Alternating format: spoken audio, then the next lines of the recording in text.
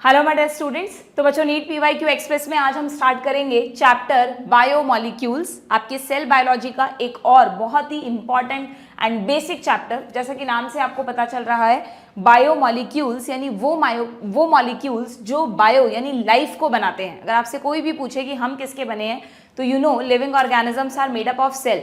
But अगर आपसे कोई पूछे कि सेल किसकी बनी है तो आपको क्लिक करना चाहिए कि ये सेल जो है वो बनी है बायोमॉलिक्यूल्स की। यू नो कोई भी लिविंग मैटर जो है, लिविंग ऑर्गेनिजम्स जो हैं, चाहे वो सेल है या हमारी बॉडी का कोई भी चीज़ है, वो ऑर्गेनिक एंड इनऑर्गेनिक कंपाउंड्स की बनी होती है। अब इनऑर्गेनिक में तो आप वाटर एंड मिनरल्स को रखते हैं, लेकिन ऑर्गेनिक में जो चार मेन चीज़ें हैं, carbohydrate, protein, lipids and nucleic acids, इन चारों को ही आप इस चैप्टर में डिटेल में पढ़ते हैं। ऑलरेडी हम इस चैप्टर को NCERT line by line series में कवर कर चुके हैं। अगर किसी बच्चे को लगता है कि मैम बहुत ही थ्योरेटिकल सा चैप्टर है, हमें तो समझ में ही नहीं आता, तो आई मस्ट से कि प्लीज़ आप मेरी इसी चैनल पर मैंने free of cost NCERT line by line series upload कर रखी है बच्चों। उसमें एनसीईआरटी से इस चैप्टर को पूरा अच्छे से पढ़ा रखा है, तो आप वहाँ से ज़रूर उन सेशंस को देखें। आपको ये चैप्टर पढ़ने में कभी जोर नहीं आएगा, कभी ऐसा नहीं लगेगा कि यार ये तो बहुत रटने वाला चैप्टर है, बल्कि इसको पढ़कर आपको एक बेसिक नॉलेज होगी मॉलिक्यूल्स की, सारे ऑर्गेनिक कंपाउंड्स की, और फिर वो हर चैप्टर में आपको हेल्प करेगा। ठीक है, सो आप वहाँ से इस चैप्टर को पढ़ेंगे। इस सीरीज में आपको जैसा कि पता है, मैं आपसे लास्ट 15 ईयर्स के पीवाईक्यूज डिस्कस कर रही हूँ।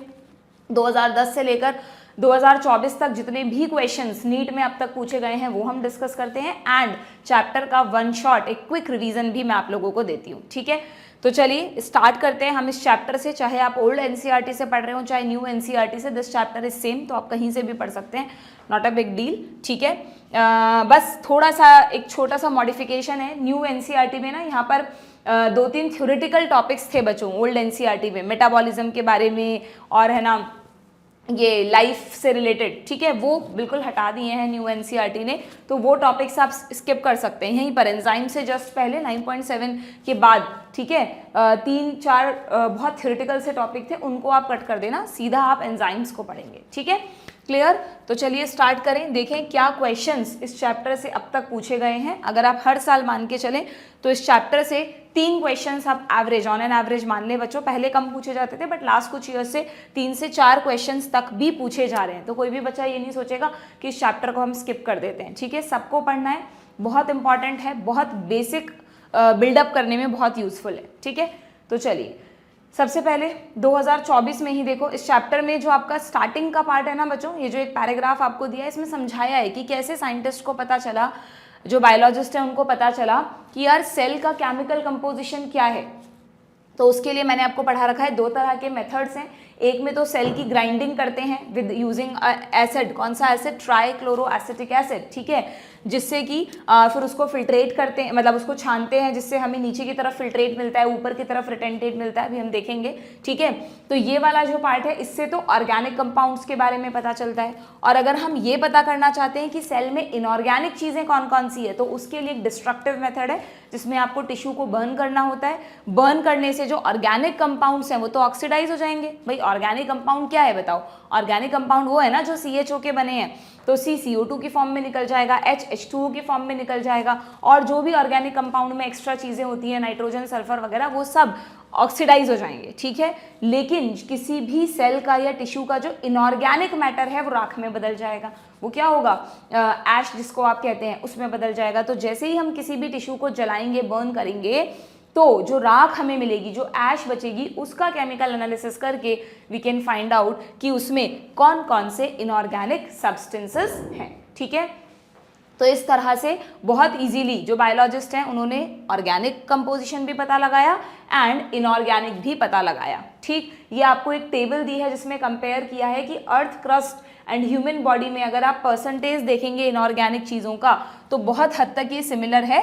कुछ चीज़ें हैं जो बहुत वेरी करती हैं, जैसे सिलिकन। यू नो हमारी बॉडी में कोई सिलिकन नहीं होता, बट अर्थ क्रस्ट पे यस 27% सिलिकन है। ठीक है, इस तरह से कुछ डिफरेंसेस हैं। देन यहाँ पर ये आपको बताया कि कौन कौन से इनऑर्गेनिक कॉन्स्टिट्यूएंट होते हैं। बहुत सिंपल वे में आप याद रखेंगे कि वाटर है और मिनरल्स हैं। मिनरल्स में सोडियम, पोटेशियम, कैल्शियम, मैग्नीशियम, जो भी हमारी बॉडी में होता है, क्लोराइड वगैरह, वो सब प्रेजेंट है। ठीक है, कुछ कंपाउंड्स की फॉर्म में है, कुछ सिंपल मिनरल्स की फॉर्म में है। ये सब इसके स्टार्टिंग में दिया हुआ है, यहाँ तक वाला जो पार्ट है। ठीक है, तो हम एक बार देखें कि क्या क्वेश्चंस हमारे पास हैं। अच्छा देखो, इस चैप्टर में मैंने तुम्हें पढ़ाते वक्त भी बताया था, जिन बच्चों ने मेरा सेशन अटेंड किया है दे नो कि ये जो चैप्टर अगर आप सिर्फ एनसीईआरटी से सीधा इसको पढ़ना शुरू करेंगे ना तो आपको समझ में नहीं आएगा कि कहाँ पे क्या दे दिया, कैसे क्या शुरू हो गया, क्योंकि इसमें ना हेडिंग्स उस तरह से नहीं दी गई हैं जैसी देनी चाहिए। तो इसलिए मैंने आपको जब ये चैप्टर पढ़ाया था वहाँ पे कुछ हेडिंग्स डलवाई थी कि आपको इस तरह से इस चैप्टर को स्प्लिट करके पढ़ना है। ठीक, तो ये वाला जो यहाँ तक का पार्ट है ना बच्चों, वो तो केमिकल एनालिसिस का पार्ट हो गया। अब इस चैप्टर में आपको 4 मेन तरह के कंपाउंड्स पढ़ने होते हैं, carbohydrate, protein, lipids and nucleic acids. तो यहाँ से आप प्रोटीन्स हेडिंग डाल सकते हैं। एक बात याद रखना बच्चों, पहले मैं शुरू में आपको थोड़ा सा बेस दे रही हूँ, है ना, क्योंकि आई डोंट नो कि जो भी बच्चे ये सेशन देख रहे हैं उन्हें कितनी नॉलेज है इस चैप्टर की, कितनी नहीं है। बहुत सारे बच्चे होते हैं जो सीधा PYQs करना चाहते हैं, हालांकि मैं कभी रिकमेंड नहीं करती कि आप सीधा PYQs करो। पहले हर टॉपिक पे थोड़ा सा कॉन्सेप्चुअल होल्ड होना चाहिए, रिवीजन होना चाहिए, क्वेश्चन प्रैक्टिस होनी चाहिए, then you should go with the PYQs। But ठीक है, हो सकता है किसी के पास टाइम कम है, नहीं है, इसलिए मैं शुरू में आपको थोड़ा सा ब्रीफ इसका दे रही हूँ चैप्टर का। तो मैं आपको बता रही थी कि ये जो 4 कंपाउंड्स आप पढ़ते हैं ना, लगभग हर चैप्टर में इनका नाम आता है। आपको पता होना चाहिए बच्चों कि ये चारों में से अगर हम कार्बोहाइड्रेट्स की बात करें तो कार्बोहाइड्रेट्स में मोनोमर्स भी होते हैं, पॉलीमर्स भी होते हैं। मोनोमर का मतलब जो आप सिंपल शुगर्स होती है ना, जैसे ग्लूकोज बोलते हैं आप, या आप बोलते हैं गैलेक्टोज है, ये सब क्या है, फ्रक्टोज है। ये नाम आपने बहुत कॉमनली सुने हैं, अलग अलग चैप्टर्स में आप पढ़ते हैं।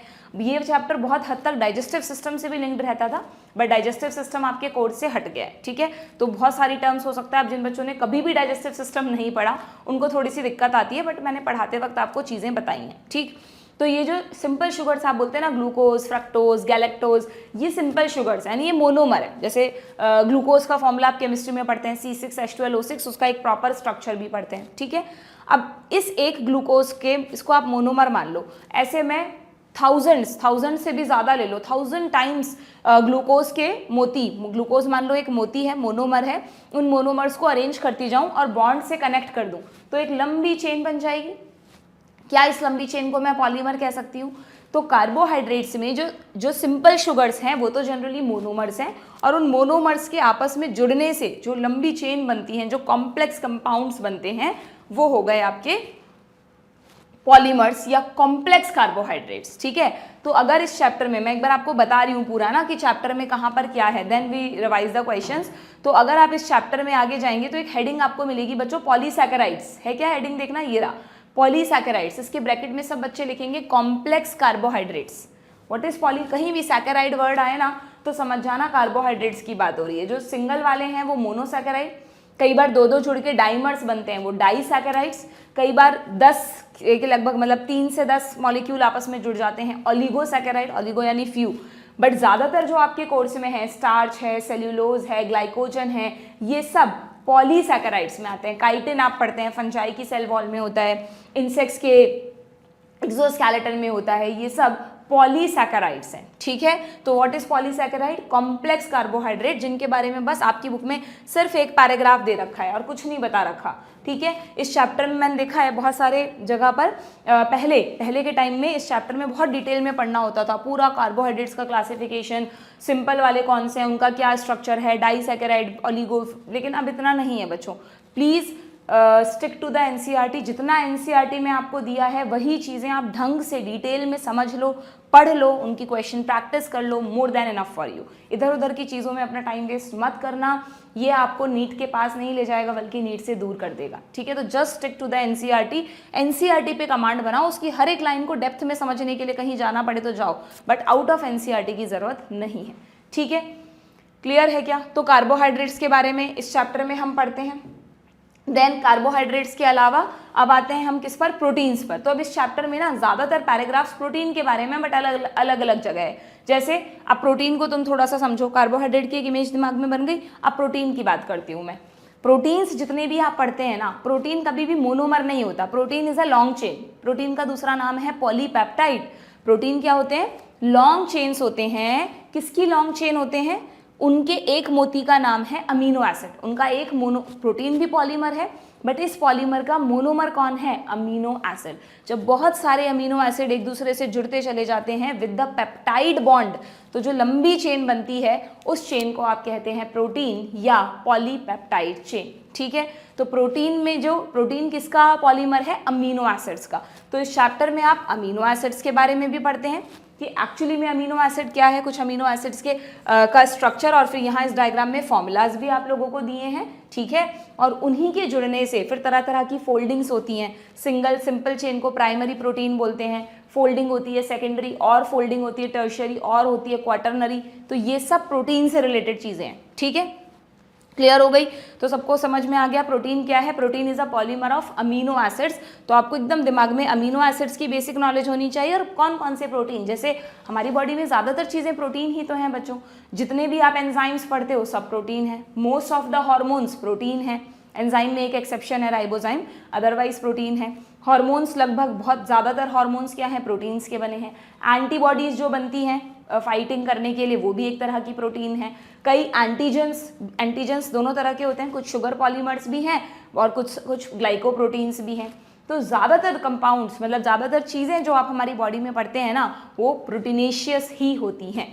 ठीक है, तो प्रोटीन आपका बिल्डिंग ब्लॉक कहलाता है, क्योंकि आपकी बॉडी को बनाने में इसका बहुत बड़ा रोल है। क्लियर? प्रोटीन समझ में आया। कार्बोहाइड्रेट हल्का हल्का दे रही हूँ बस, फिर हम क्वेश्चंस के साथ साथ रिवीजन करेंगे। कार्बोहाइड्रेट हो गया, प्रोटीन हो गया। देन लिपिड्स की अगर हम बात करें तो अब लिपिड्स में एक कन्फ्यूजन होता है छोटा सा, कि लिपिड्स है ना, क्योंकि आप चलो लिपिड्स को लास्ट में देती हूँ, पहले न्यूक्लिक एसिड पर आती हूँ। न्यूक्लिक एसिड की बात करते हैं। न्यूक्लिक एसिड का मतलब डीएनए और RNA, deoxyribonucleic acid, ribonucleic acid. तो वो तो आप जेनेटिक्स में बहुत अच्छे से पढ़ते हो कि DNA is a long chain of nucleotides, RNA is a long chain of nucleotide. यानी DNA and RNA, nucleic acid का एक मोती मोनोमर कौन है? न्यूक्लियोटाइड। और न्यूक्लियोटाइड भी अपने आप में 3 अलग अलग यूनिट से मिलकर बना होता है, sugar, N base and phosphate group. तो ऐसे न्यूक्लियोटाइड्स जब आपस में जुड़ते चले जाते हैं और एक लंबी चेन बनती है, तो उसे आप कहते हैं न्यूक्लिक एसिड। यानी न्यूक्लिक एसिड भी एक तरह का पॉलीमर हुआ। तो जो 4 कंपाउंड्स मैं बोल रही हूँ, carbohydrate, protein, nucleic acid and lipids, इन चारों में से carbohydrate, protein and nucleic acids, ये तीनों पॉलीमर्स हैं। ये मोनोमर्स के जुड़ने से बने हैं। लेकिन अगर हम लिपिड्स की बात करें तो लिपिड्स को इन चारों के साथ रखा गया है, मतलब लिपिड्स इन चारों में से ही एक है, बट लिपिड कभी भी पॉलीमर नहीं होता बच्चों। लिपिड जो है, कोई भी लिपिड आप उठा के देख लो, ग्लिसरॉल एक लिपिड एक मोनोमर है, फैटी एसिड एक लिपिड है एक मोनोमर है। अगर जुड़ेंगे भी ना ये आपस में, तो ज़्यादातर क्या होगा, एक ग्लिसरॉल का मॉलिक्यूल आ गया और ग्लिसरॉल पर या तो 1 या 2 या 3 फैटी एसिड्स जुड़ जाएंगे। या मान लो एक नया ग्रुप इनके साथ जुड़ गया, कोई फॉस्फो ग्रुप जुड़ गया, तो वो फॉस्फोलिपिड हो गया। तो लिपिड्स पॉलीमर नहीं होते। लिपिड्स एक तरह के स्मॉल साइज्ड मॉलिक्यूल्स होते हैं, बट लिपिड्स को इनके साथ रखा गया है क्योंकि लिपिड्स एक तो ऑर्गेनिक है, और जब हम वो अभी बता रही थी ना मैं आपको शुरू में कि सेल का ग्राइंडिंग मेथड करते हैं ट्राइक्लोरोएसिटिक एसिड के साथ, तो लिपिड्स हमें कहाँ मिलते हैं? लिपिड्स हमें ऊपर, जैसे हम छानते हैं फिल्ट्रेशन हो जाता है, नीचे तो फिल्ट्रेट इकट्ठा हो जाता है और ऊपर रिटेंटेट रह जाता है। तो रिटेंटेट में कार्बोहाइड्रेट, प्रोटीन, न्यूक्लिक एसिड्स के साथ हमें लिपिड्स मिलते हैं। इस वजह से लिपिड्स को बायो मैक्रो मॉलिक्यूल्स में रखा गया है। मैक्रो मतलब जिनका साइज बड़ा होता है, which have the size more than 10,000 Dalton's. यहाँ पे दिया है मैक्रो मॉलिक्यूल में, ये देखो पूछ लेंगे आपसे, 10,000 डेल्टन से ज़्यादा जिसका साइज है, मोर देन 10,000 या मोर देन 10,000 से ज़्यादा जिसका साइज है, वो किस कैटेगरी में आते हैं बच्चों? वो आते हैं मैक्रोमोलिक्यूल्स की कैटेगरी में। और ये मैक्रोमोलिक्यूल नीचे छनते नहीं है एसिड के साथ। जब हम, जैसे मान लो हमने सेल का पेस्ट बना लिया ग्राइंड करके, अब उस पेस्ट को मैंने एक छलनी पर रख लिया, अब मैं उसमें एसिड डाल रही हूँ, उसमें भी था और डाल रही हूँ, तो जो चीज़ें एसिड में छनकर नीचे आ जाएंगी, क्या मैं उसे एसिड सोल्यूबल पूल कह सकती हूँ? फिल्ट्रेट भी है वो और एसिड सोल्यूबल पूल भी है। और जो चीज़ें ऊपर रह गई, क्या मैं उन्हें एसिड इनसोल्यूबल फ्रैक्शन कह दूं? ये चीज़ें एसिड में डिसॉल्व नहीं हो पाई क्योंकि इनका साइज बड़ा था, ये एसिड में डिसॉल्व नहीं हो पा रही थी। दैट्स वाई ऊपर जो रह गया वो एसिड इनसोल्यूबल फ्रैक्शन है, जिसे आप रिटेंटेट भी कह सकते हो। रिटेंटेट, ऊपर रिटेंशन, ऊपर रह गया रिटेंटेट। और इस रिटेंटेट में आपको क्या मिलेंगे? इसमें आपको मिलते हैं मैक्रोमोलिक्यूल्स। कौन से होते हैं मैक्रोमोलिक्यूल? जिनका रेंज, जिनका साइज 10,000 डेल्टन या उससे ज़्यादा होता है। और इस कैटेगरी में कौन से 4 कंपाउंड्स आपको मिलते हैं? इसमें आपको मिलते हैं कॉम्प्लेक्स कार्बोहाइड्रेट्स, सारे कार्बोहाइड्रेट तो नहीं रख सकते ना हम, कॉम्प्लेक्स कार्बोहाइड्रेट जो पॉलीमर है, ग्लूकोज नहीं मिलेगा यहाँ पर, तो ज़्यादा अप्रोप्रिएट टर्म है, यहाँ आपको मिलेंगे पॉलीसैकेराइड्स, ठीक है। इसमें आपको मिलेंगे प्रोटीन्स, प्रोटीन्स तो सभी पॉलीमर्स हैं। इसमें आपको मिलेंगे nucleic acid that is DNA and RNA, and इन्हीं के साथ आपको लिपिड्स मिलेंगे। लेकिन लिपिड को एक्सेप्शन क्यों कहा गया है? क्योंकि लिपिड्स का जो साइज है ना वो इस कैटेगरी में नहीं आता, क्योंकि मैंने आपको लॉजिक बता दिया, लिपिड पॉलीमर नहीं है, तो लिपिड का साइज ज़्यादा, लिपिड का जो मॉलिक्यूलर वेट है वो ज़्यादा कैसे हो पाएगा, वो तो कम है। तो लिपिड्स का जो मॉलिक्यूलर वेट है बच्चों वो आता है माइक्रोमॉलिक्यूल्स की कैटेगरी में। माइक्रोमॉलिक्यूल्स का वेट पता है कितना होता है? माइक्रोमॉलिक्यूल्स का वेट होता है लेस देन 1000 डेल्टन। इनका कितना बताया मैंने? More than 10,000 Dalton. 10K लिख दूं, आजकल 1000 को आप लोग के से ज़्यादा इजीली समझते तो मैंने K कर दिया, 10K डेल्टन से ज़्यादा, बट यहाँ पर 1K डेल्टन से कम। तो इसका कितना है? सिर्फ 800 है, 1000 डेल्टन से कम। तो लिपिड्स का मॉलिक्यूलर वेट इस कैटेगरी का होते हुए भी लिपिड्स को हम मैक्रोमॉलिक्यूल्स के साथ रखते हैं, बिकॉज एक तो वो हमें एसिड इनसोल्यूबल पूल में मिले हैं, और एक लिपिड्स क्यों मिले पता है उसमें? क्योंकि जब हम सेल की ग्राइंडिंग करते हैं तो लिपिड्स जो है वो इजीली डिसॉल्व नहीं होते, बल्कि लिपिड्स की छोटी छोटी वेसिकल्स, जो फ्रेगमेंट्स होते हैं लिपिड के, वो वेसिकल्स टाइप बना लेते हैं और वो ऊपर ही रह जाते हैं। इसलिए हमको लिपिड यहाँ मिलते हैं। तो उनको रख भी कहाँ दिया हमने? बायो मैक्रो मॉलिक्यूल्स में। समझ में आ गई क्या आपको पूरी कहानी अच्छी तरह से? ये जो माइक्रो मॉलिक्यूल हैं ये कहाँ चले गए? जिनका साइज छोटा है ये सब चले गए नीचे, एसिड सोल्यूबल पूल में चले गए, एसिड सोल्यूबल पूल में चले गए, जो नीचे छनकर चला गया, ठीक है। उसमें कौन कौन आएगा? उसमें सारे मोनोमर्स आ जाएंगे, मोनोसैकेराइड्स आ जाएंगे। मोनोसैकेराइड्स यानी जो सिंपल शुगर्स हैं, या प्रोटीन के जो अमीनो एसिड फ्री पड़े हैं, फ्री अमीनो एसिड छनकर नीचे चले जाएंगे, ठीक है।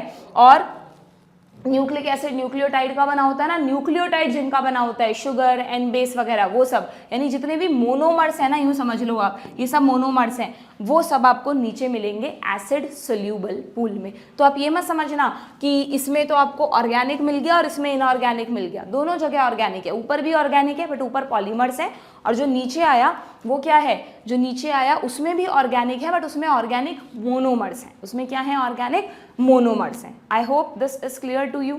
ये सारी चीज़ें ही एकदम मतलब अलग अलग जगह पढ़ा रखी हैं इस चैप्टर में, कुछ कहीं लिख रखा है, कुछ कहीं लिख रखा है, तो जनरली आप कोरिलेट नहीं कर पाते, तो मैंने सब कुछ आपको एक साथ बता दिया है, ठीक है। देखो लिख रहा है ना कि 1000 of organic compound in the acid soluble pool. ये कौन से हैं? ये हैं मोनोमर्स। मोनोमर्स का मतलब now you know, simple sugars, amino acids, है ना, न्यूक्लिक एसिड के जो न्यूक्लियोटाइड्स की जो छोटी यूनिट्स हैं वो सब। और जो ऊपर मिला वो क्या है?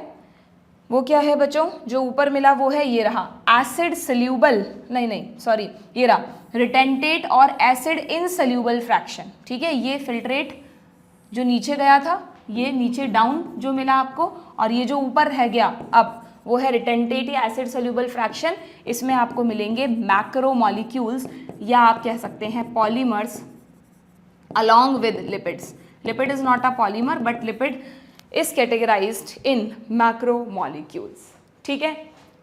काफ़ी हद तक मैंने आपको चीज़ें बता दी हैं, फिर भी इससे ज़्यादा डिटेल में if you want to go you can refer my series, ठीक है। चलिए अब हम क्वेश्चंस करते हैं थोड़े बहुत। अब बस इस चैप्टर में ना जब आपको ये चीज़ें समझ में आ गई तो नाउ आपको ध्यान रखना है कि आपको इस चैप्टर में इन चारों के बारे में ही पढ़ा रखा है। पहले थोड़ा सा कार्बोहाइड्रेट के बारे में एक पैराग्राफ है, प्रोटीन के बारे में अलग अलग जगह बहुत कुछ दे रखा है, लिपिड्स के बारे में बस एक छोटा सा पैराग्राफ है और कहीं भी लिपिड्स का नहीं है। देखो यहाँ पर पहले अमीनो एसिड्स के बारे में आपको दे दिया, ये पूरा अमीनो एसिड्स तक का है, फिर ये बस दिस इज। तो अगर लिपिड से कोई भी क्वेश्चन आएगा ना सिर्फ इस पैरा में से आएगा, कुछ आपको इधर उधर का simple lipid, compound lipid, derive lipid, ये सब पहले पूछा जाता था। अब पहले से मेरा मतलब होता है 15 साल पहले, ठीक है। तो अब नहीं पूछा जाता, सो आपको वो सब चीज़ें नहीं पढ़नी है। क्लियर? ये पूरा लिपिड से रिलेटेड हम पढ़ चुके हैं। यहाँ पे आपको न्यूक्लियोटाइड्स के बारे में दे रखा है ना, न्यूक्लियोटाइड, न्यूक्लियोसाइड, सब हमने अच्छे से पढ़ रखा है, अभी हम रिवीजन करेंगे। This diagram is very very important. इसमें आपको ये देखो सिंपल शुगर्स बता रखी हैं, ग्लूकोज फ्रक्टोज के अलावा राइबोज भी तो is a simple sugar, deoxy ribose भी तो एक सिंपल शुगर ही है जो डीएनए आरएनए में होते हैं, ठीक है। ये आपको सबके फॉर्मूले डायग्राम एकदम ध्यान से देखने हैं। कोलेस्ट्रॉल का डायग्राम बना हुआ आ जाएगा, आपसे पूछ लेंगे किसका डायग्राम है, ठीक है। फॉस्फोलिपिड, ये तो बहुत ही इंपॉर्टेंट है, बहुत बार नीट में क्वेश्चन आता है। यू नो कि हमारी जो सेल मेम्ब्रेन है, जो फ्लूइड मोज़ेक मॉडल आप पढ़ते हो, उसमें हम कहते हैं कि cell membrane is made up of phospholipids and protein.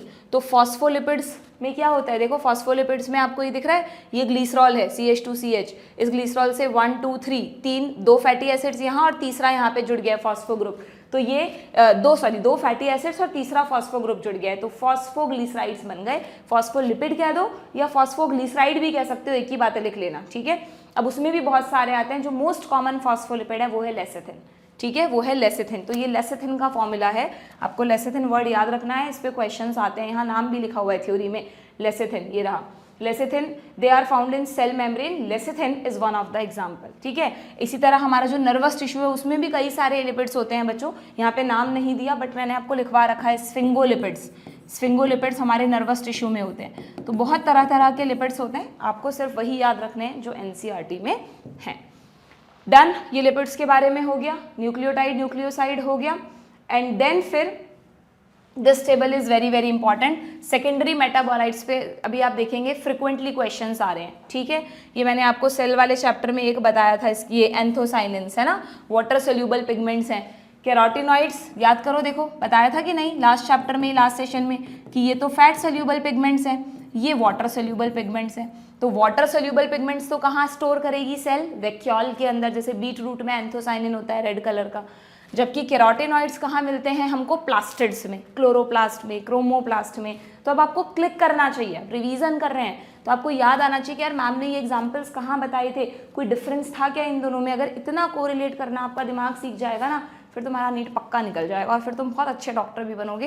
क्योंकि मेन जो चीज़ है मेडिकल फील्ड में वो यही है कि आप कितना चीज़ों को, बीमारियों को, मेडिसिन को एक दूसरे से कोरिलेट कर पाते हो। ऐसा नहीं कि पेशेंट ने कहा कि फीवर आ, मुझको ये दवाई दे दो, आपने उसको ये दवाई दे दी, ऐसे एकदम ये नहीं सोचना होता है। आपको एनालाइज करना होता है कि अच्छा फीवर भी किस टाइप का है और कोई सिम्टम है क्या। तो इस तरह का कोरिलेटिंग ब्रेन आपका होना चाहिए, ठीक है। इसलिए मैं पढ़ाती भी ऐसे हूँ कि अभी से तुम लोग इस चीज़ के लिए ट्रेंड हो जाओ। डन, अब थोड़े से क्वेश्चंस कर लें हम, then will back to the revision. चलिए देखो, ये 2024 का ही क्वेश्चन है। सबसे पहले लेसिथिन पे ही क्वेश्चन आया हुआ है। Lecithin a small molecular weight, समझ गए स्मॉल क्यों, क्योंकि लिपिड है तो वेट कम होगा। ऑर्गेनिक है, लेकिन organic compound found in living tissue is an example of. कितना सिंपल सा क्वेश्चन था, जिस बच्चे ने अच्छे से पढ़ रखा है उसको कोई कंफ्यूजन नहीं होगा, फॉस्फोलिपिड्स, ठीक है।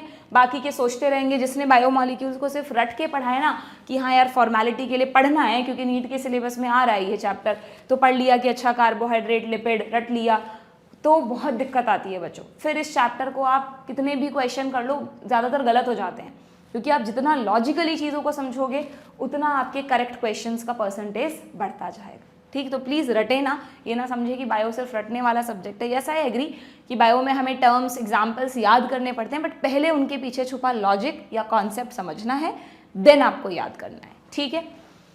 डन है, आगे बढ़ जाएं। ओके, नेक्स्ट क्या है, ये देखो 2022 का क्वेश्चन है, ठीक है।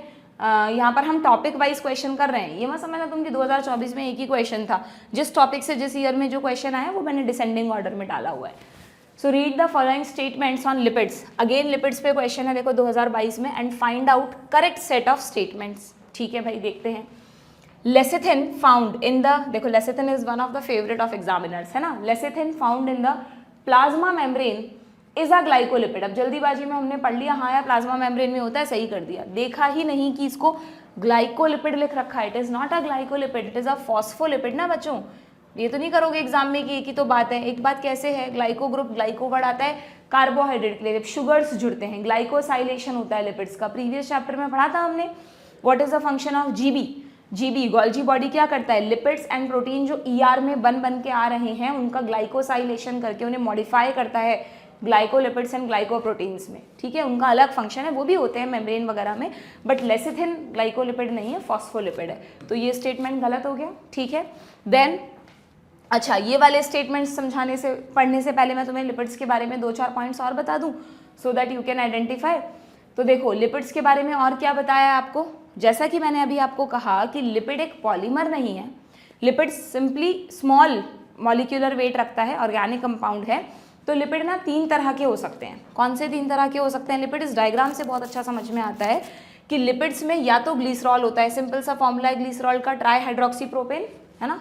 इसका साइंटिफिक, इसका अगर वो तुम्हारा IUPAC नेमिंग देखोगे तो इट्स ट्राई हाइड्रोक्सी प्रोपेन, जहाँ तक मुझे याद है कहीं तो लिखा है आपकी बुक में, ग्लिसरॉल, ये रहा ट्राई हाइड्रोक्सी प्रोपेन, ठीक है, this is a simple lipid, सिर्फ अकेला ये एक मॉलिक्यूल एक स्ट्रक्चर है, लिख लेना इसका IUPAC name try hydroxy propane जो भी है, ठीक है, ये तुम्हें ध्यान रखना है। ये भी एक लिपिड है जो हम घर में ग्लिसरीन यूज़ नहीं करते, हर आप देखो कॉस्मेटिक प्रोडक्ट्स में ग्लिसरीन होती है, उसको थोड़ा स्मूथ बनाने के लिए, थोड़ा स्टिकीनेस देने के लिए, वो यही ग्लिसरॉल होता है। ग्लिसरीन की बॉटल पे आप देखना केमिकल कंपोजिशन ग्लिसरॉल लिखा हुआ है, ठीक है, लिपिड्स समझ में आ रहा है।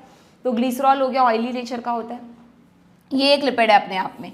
देन दूसरे टाइप के लिपिड्स होते हैं बच्चों फैटी एसिड्स। फैटी एसिड भी एक लिपिड होता है, ये एसिडिक नेचर के हैं बट ये फैट हैं, लिपिड हैं, so that's why they are called fatty acids. बहुत तरह के फैटी एसिड्स होते हैं, आपकी बुक में एक नाम है पामिटिक एसिड, इस पर भी क्वेश्चन आ सकता है। जैसे कि जितने भी फैटी एसिड्स हैं, आप कैसे पहचानोगे फैटी एसिड्स को, एक तो उनमें कार्बोक्सिलिक ग्रुप होगा और एक उनमें एल्काइल ग्रुप की एक लंबी चेन होगी, जैसे यहाँ पे आपको दिख रहा है CH3 CH2 14, ठीक है, तो टोटल यहाँ पर 14 + 1 15 कार्बन तो R ग्रुप के हो गए और एक कार्बन कार्बोक्सिलिक ग्रुप का हो गया, तो 16 कार्बन्स पूछ लेते हैं। इस तरह के क्वेश्चन भी आते हैं कि पामिटिक एसिड में टोटल कितने कार्बन्स होते हैं, या पामिटिक एसिड में कार्बोक्सिलिक ग्रुप को एक्सक्लूड करके कितने कार्बन्स होते हैं, ऐसे कुछ भी मॉडिफाई करके क्वेश्चन दे देंगे आपको, ठीक है।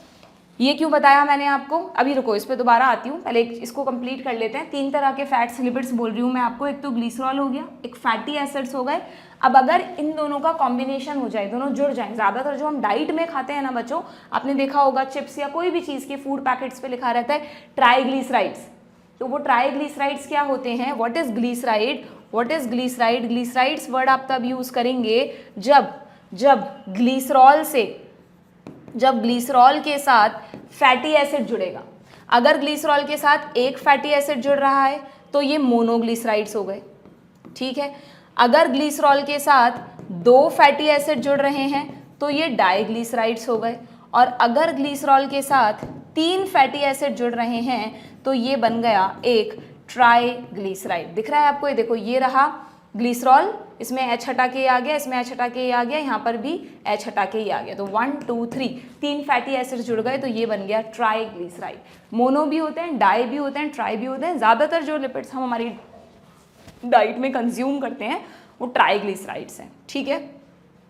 तो सिंपली आपको समझ आया, मेन 3 तरह के लिपिड्स हो गए। अब इन्हीं ट्राइग्लिसराइड्स में या डाइग्लिसराइड्स में, मोनो, डाई या ट्राई, इन तीनों में मतलब ग्लिसराइड्स में कुछ मॉडिफिकेशंस होते हैं। जैसे फॉस्फोलिपिड आपको दिख रहा है, एक डाइग्लिसराइड है, वैसे इसमें 2 जुड़े हुए हैं तो इट इज अ डाइग्लिसराइड, और डाइग्लिसराइड होने के साथ साथ तीसरी जगह इसमें फॉस्फेट ग्रुप जुड़ गया तो इसका नाम हो गया फॉस्फोलिपिड या फॉस्फोग्लिसराइड भी बोल सकते हैं इसको। This is particularly the formula of lecithin, और भी बहुत सारे फॉस्फोलिपिड्स होते हैं, ये मॉडिफाइड चीज़ें हो गई। ऐसे ही लिपिड में ग्लाइकोसाइलेशन हो जाएगा, कुछ यूँ समझ लो, ग्लाइको वर्ड कहीं भी आया तो समझना कुछ कार्बोहाइड्रेट की बात हो रही है, तो कुछ कार्बोहाइड्रेट से रिलेटेड ग्रुप जुड़ जाएगा तो वो बन जाएगा वो बन जाएगा ग्लाइकोलिपिड्स, है ना। ऐसे बहुत तरह के अलग अलग लिपिड्स होते हैं। अब कोलेस्ट्रॉल कितनी जगह पढ़ते हो तुम, कोलेस्ट्रॉल भी एक लिपिड है। कोलेस्ट्रॉल एक अलग तरह का डेराइव्ड मॉडिफाइड लिपिड है जो कि अलग तरह से बनता है, बहुत सारे अलग अलग मॉडिफिकेशंस होते जाते हैं और लिपिड्स बनते जाते हैं। तो मेन आपकी बुक में 5 ये जो हैं लिपिड्स में, लिपिड्स को ही हम कॉमन लैंग्वेज में फैट एंड ऑयल कहते हैं।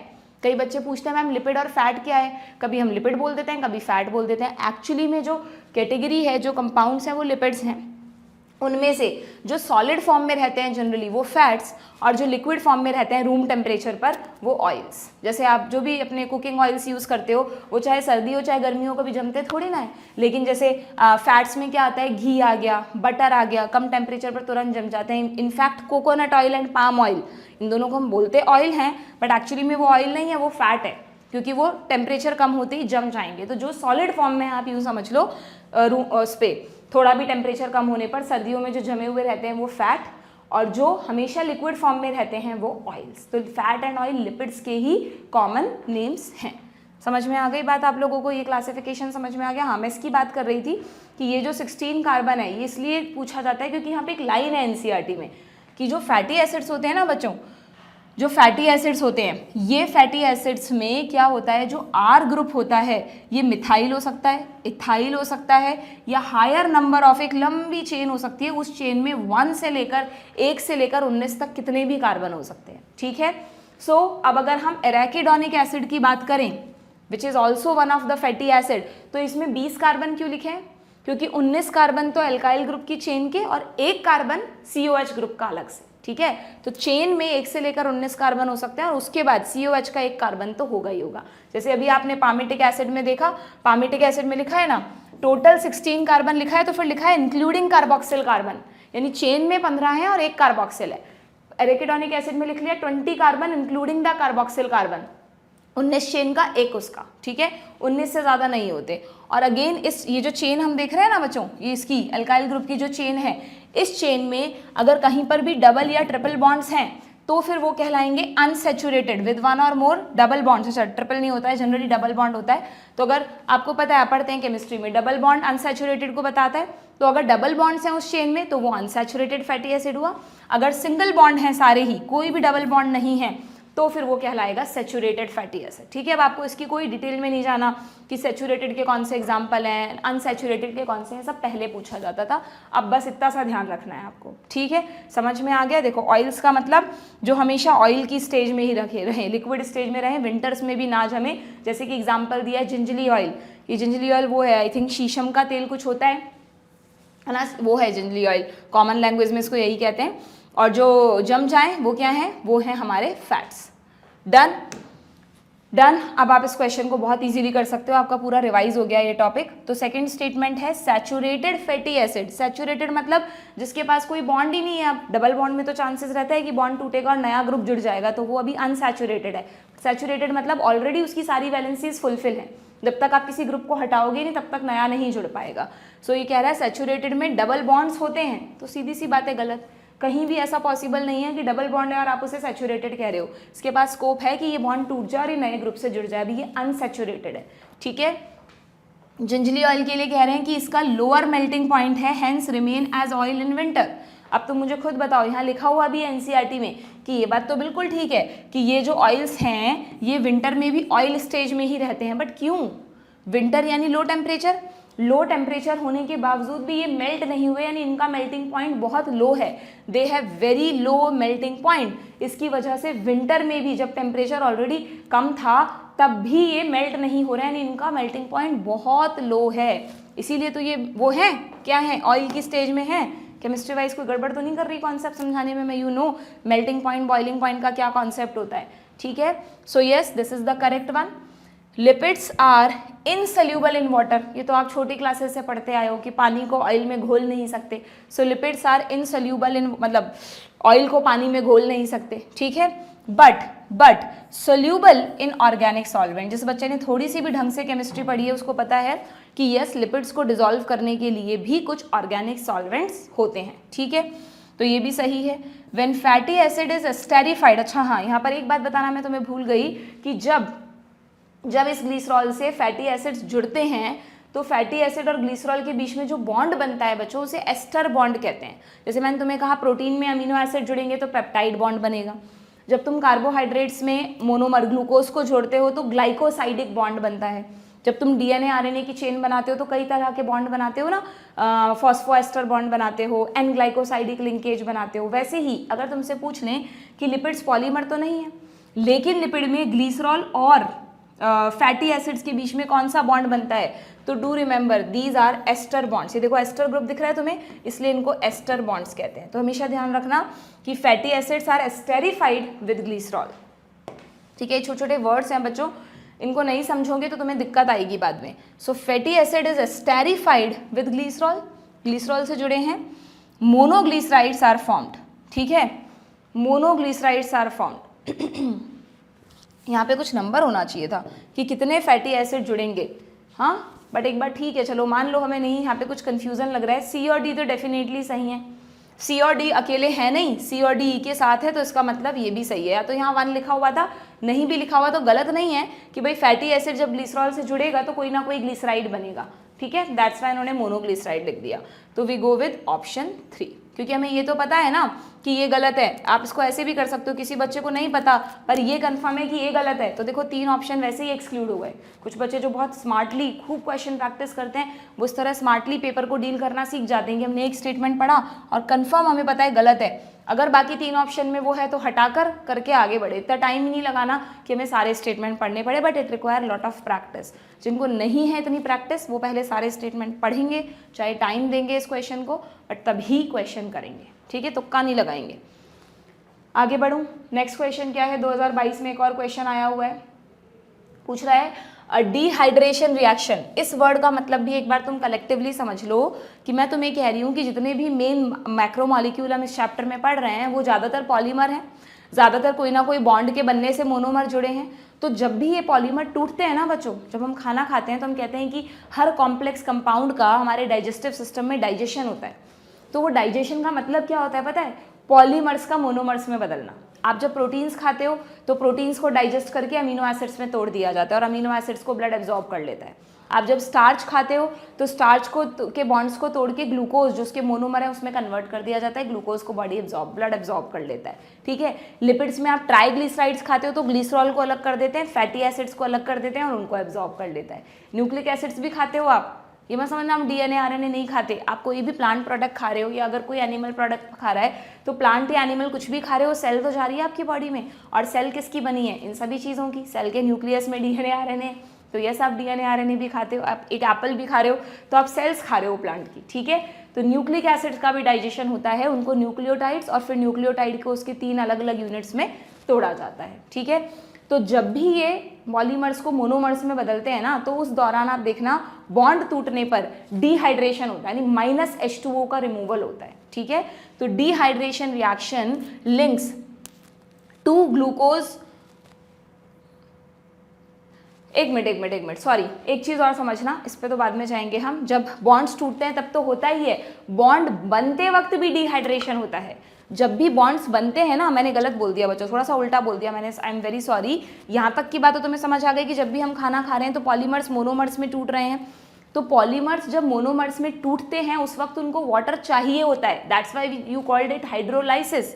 आप डाइजेस्टिव एंजाइम्स को क्या कहते हो, हाइड्रोलाइटिक एंजाइम, क्योंकि इनके डाइजेशन के वक्त वाटर की प्रेजेंस जरूरी है। हाइड्रोलाइटिक एंजाइम्स हैं ये, हाइड्रोलाइसिस आप केमिस्ट्री में बहुत अच्छे से पढ़ते हो। क्यों वाटर की प्रेजेंस जरूरी है, क्योंकि जब ये पॉलीमर्स मोनोमर्स में बदलेंगे ना तो इनको H2O चाहिए। क्यों चाहिए, क्योंकि मैंने कहा ना, मैंने उल्टा बोल दिया। मैंने क्या उल्टा बोल दिया, क्योंकि जब 2 मोनोमर आपस में जुड़ते हैं या कितने भी मोनोमर आपस में जुड़ते हैं तो मोनोमर के जुड़ते वक्त -H2O होता है, वेरी सॉरी। जब 2 मोनोमर्स आपस में जुड़ते हैं बच्चों तो जुड़ने के लिए कोई ना कोई ग्रुप हटाना पड़ेगा, तो एक जगह से H और एक जगह से OH हट जाता है, तो आप कहते हैं कि डिहाइड्रेशन होता है। कहीं भी आप देख लो, चाहे ग्लाइकोसाइडिक बॉन्ड बन रहा है, चाहे पेप्टाइड बॉन्ड बन रहा है, एस्टर बॉन्ड बन रहा है, जहाँ पर भी बॉन्ड्स बनते हैं वहाँ पर बॉन्ड बनते वक्त डिहाइड्रेशन रिएक्शन होती है, ठीक है। सो ये कह रहा है dehydration reaction links to glucose molecule, 2 glucose आपस में जुड़े तो एक डाइसैकेराइड बन गया। ग्लूकोज प्लस ग्लूकोज किसी को पता है क्या होता है, ग्लूकोज प्लस ग्लूकोज से माल्टोज बनता है बच्चों, जो आप डाइजेस्टिव सिस्टम में पढ़ते हैं, ठीक है। So it link to glucose molecule to produce maltose, खुद ही लिखा है इन्होंने। If the formula for glucose is this, you know, then what is the formula for maltose. अब अगर किसी को आ रहा है कैलकुलेट करना या तो तुम्हें डायरेक्टली पता हो कि ये जो जितने भी डाइसैकेराइड्स है ना, माल्टोज होता है, सुक्रोज होता है, लैक्टोज होता है, इन सब का फॉर्मूला होता है बच्चों C12H22O11। और अगर तुम खुद भी देखोगे तो अगर 2 मॉलिक्यूल जोड़ दूं मैं, 6 + 6 12, 12 + 12 24, 6 + 6 12, तो इसमें से मेरे को -H2O हटाना है ना, ये C है, ये H है, ये O है, तो इसके 2 हटा दूँ तो बचे 22 और इसका 1 हटा दूँ तो बचे 11, तो 12 22 11, C 12 H 22 O 11। ये सब जिसने केमिस्ट्री थोड़ी भी ढंग से पढ़ी है उन सब बच्चों को पता है कि डाइसैकेराइड्स का फॉर्मूला होता है C12H22O11। But now you know कि वो कैसे आता है, 2 मोनोसैकेराइड जुड़े -H2O के होने से ये फॉर्मूला बनता है, ठीक है, क्लियर है। आगे बढ़े, नेक्स्ट क्वेश्चन। नेक्स्ट क्या है भाई, 2021 में आया है, फिर से लिपिड्स के ऊपर है। देखो लिपिड्स के ऊपर फ्रिक्वेंटली आ रहा है बच्चों क्वेश्चन, है ना, आपको अच्छे से पढ़ा दिया है मैंने, रिवाइज करा दिया है। Lipids having only single bond are called unsaturated, गलत, अनसैचुरेटेड मतलब डबल बॉन्ड्स, ठीक है। Lecithin is a phospholipid, trihydroxy propane is glycerol, palmitic acid अभी देखा था हमने, palmitic acid has 20 carbon atoms, गलत। थोड़ा सा याद रखना पड़ेगा कि एरिकिडोनिक एसिड में 20 कार्बन्स हैं और पामिटिक एसिड में टोटल 16 कार्बन है, ठीक है। पामिटिक में 16, एरिकिडोनिक में 20, ओके। सो ये गलत है। एराकिडोनिक एसिड है 16 कार्बन एटम। देखो अब ऐसा होता है नीट में कि हमने पढ़ा है, दोनों स्टेटमेंट पढ़े हैं और दोनों दे दिए उन्होंने, तो हमारे सबकॉन्शियस माइंड में ऐसे चलता रहता है, हाँ यार ये पढ़ा है ना हमने, जब ये पढ़ा था तो इस तरह की चीज़ें आई थी तो ये सही है, और हम उसको जल्दीबाजी में सही कर देते हैं। बट जिस बच्चे ने कई बार पढ़ रखा है, खूब सारी क्वेश्चन प्रैक्टिस कर रखी है, खूब सारी मॉक टेस्ट में गलतियाँ कर रखी हैं, उनसे यहाँ पर गलती नहीं होगी। इसीलिए बोलते हैं टेस्ट करो, जितनी गलतियाँ करनी है करो, नीट के पेपर तक एकदम तैयार होके जाओ। बट तुम मॉक टेस्ट को अवॉइड करते हो इस डर से कि यार गलती होगी, मार्क्स कम आएंगे। तो नीट में कोई जादू थोड़ी ना हो जाएगा कि वहाँ जाके सब तुम चौके छक्के मार दोगे।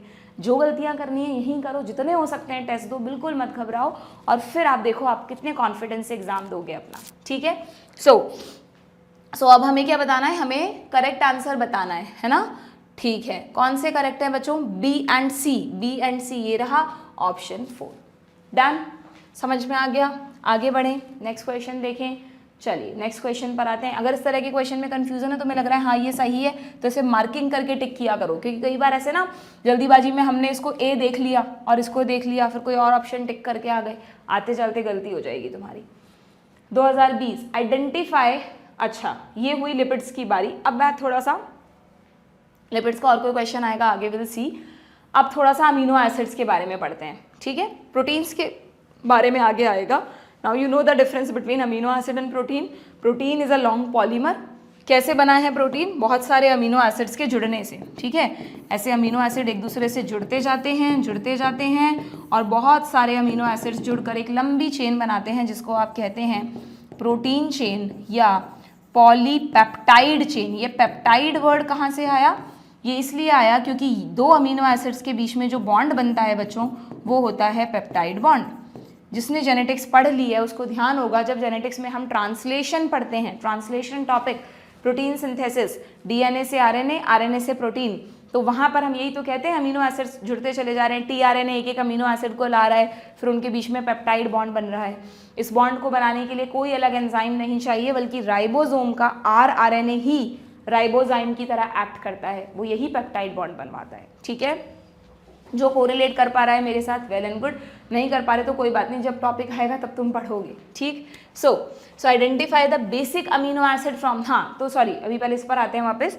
तो अब अमीनो एसिड और प्रोटीन में डिफरेंस तो तुम्हें समझ में आ गया। अब एक और बात सुनो, प्रोटीन को ना हमेशा एक हेटेरोपॉलीमर बोला जाता है। जैसे अभी मैंने तुमको थोड़ी देर पहले स्टार्च बोला था, पॉलीसैकेराइड्स बोले थे, तो जो पॉलीसैकेराइड्स से स्टार्च है उसमें जितने भी मोती है ना बच्चों, हर मोती ग्लूकोज है, ग्लूकोज ही बार बार जुड़े जा रहा है और एक लंबी स्टार्च की चेन बना दी।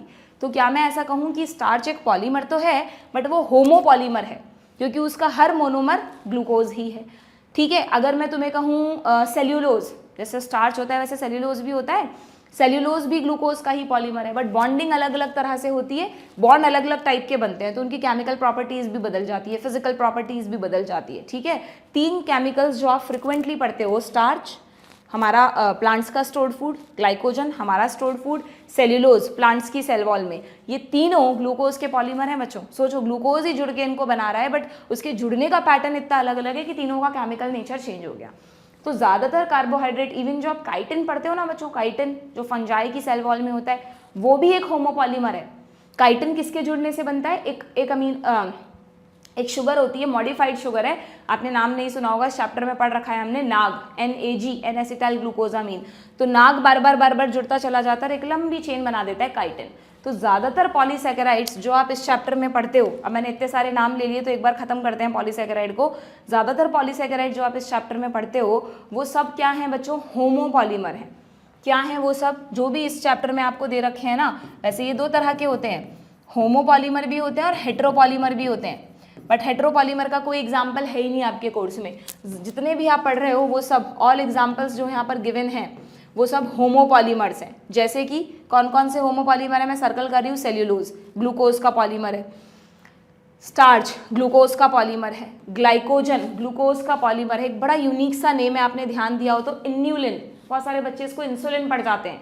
इंसुलिन एक हार्मोन है, वो तो प्रोटीन का बना है। इन्यूलिन एक पॉलीसैकेराइड है जो कि फ्रक्टोज का पॉलीमर है। ये तीनों तो ग्लूकोज के हैं, ये फ्रक्टोज का पॉलीमर है, होमोपॉलीमर, ठीक है। और कोई नाम दिया है यहाँ पर, जो ये सब होमोपॉलीमर है। आगे वाले पेज पे जाओगे आप, एक और नाम दे रखा है होमोपॉलीमर का, ये रहे। होमोपॉलीमर में एक है, कहाँ गया काइटिन, ये रहा chitin. Chitin is also a homopolymer, mention कर लेना, it is also a homopolymer, लेकिन इसकी जो मोनोमर यूनिट है वो काफ़ी अलग है, it is made up of NAG, NAG, N acetyl glucosamine. N acetyl galactosamine अलग होता है, एन एसिटाइल ग्लूकोजामीन थोड़ा अलग होता है, this is a modified sugar.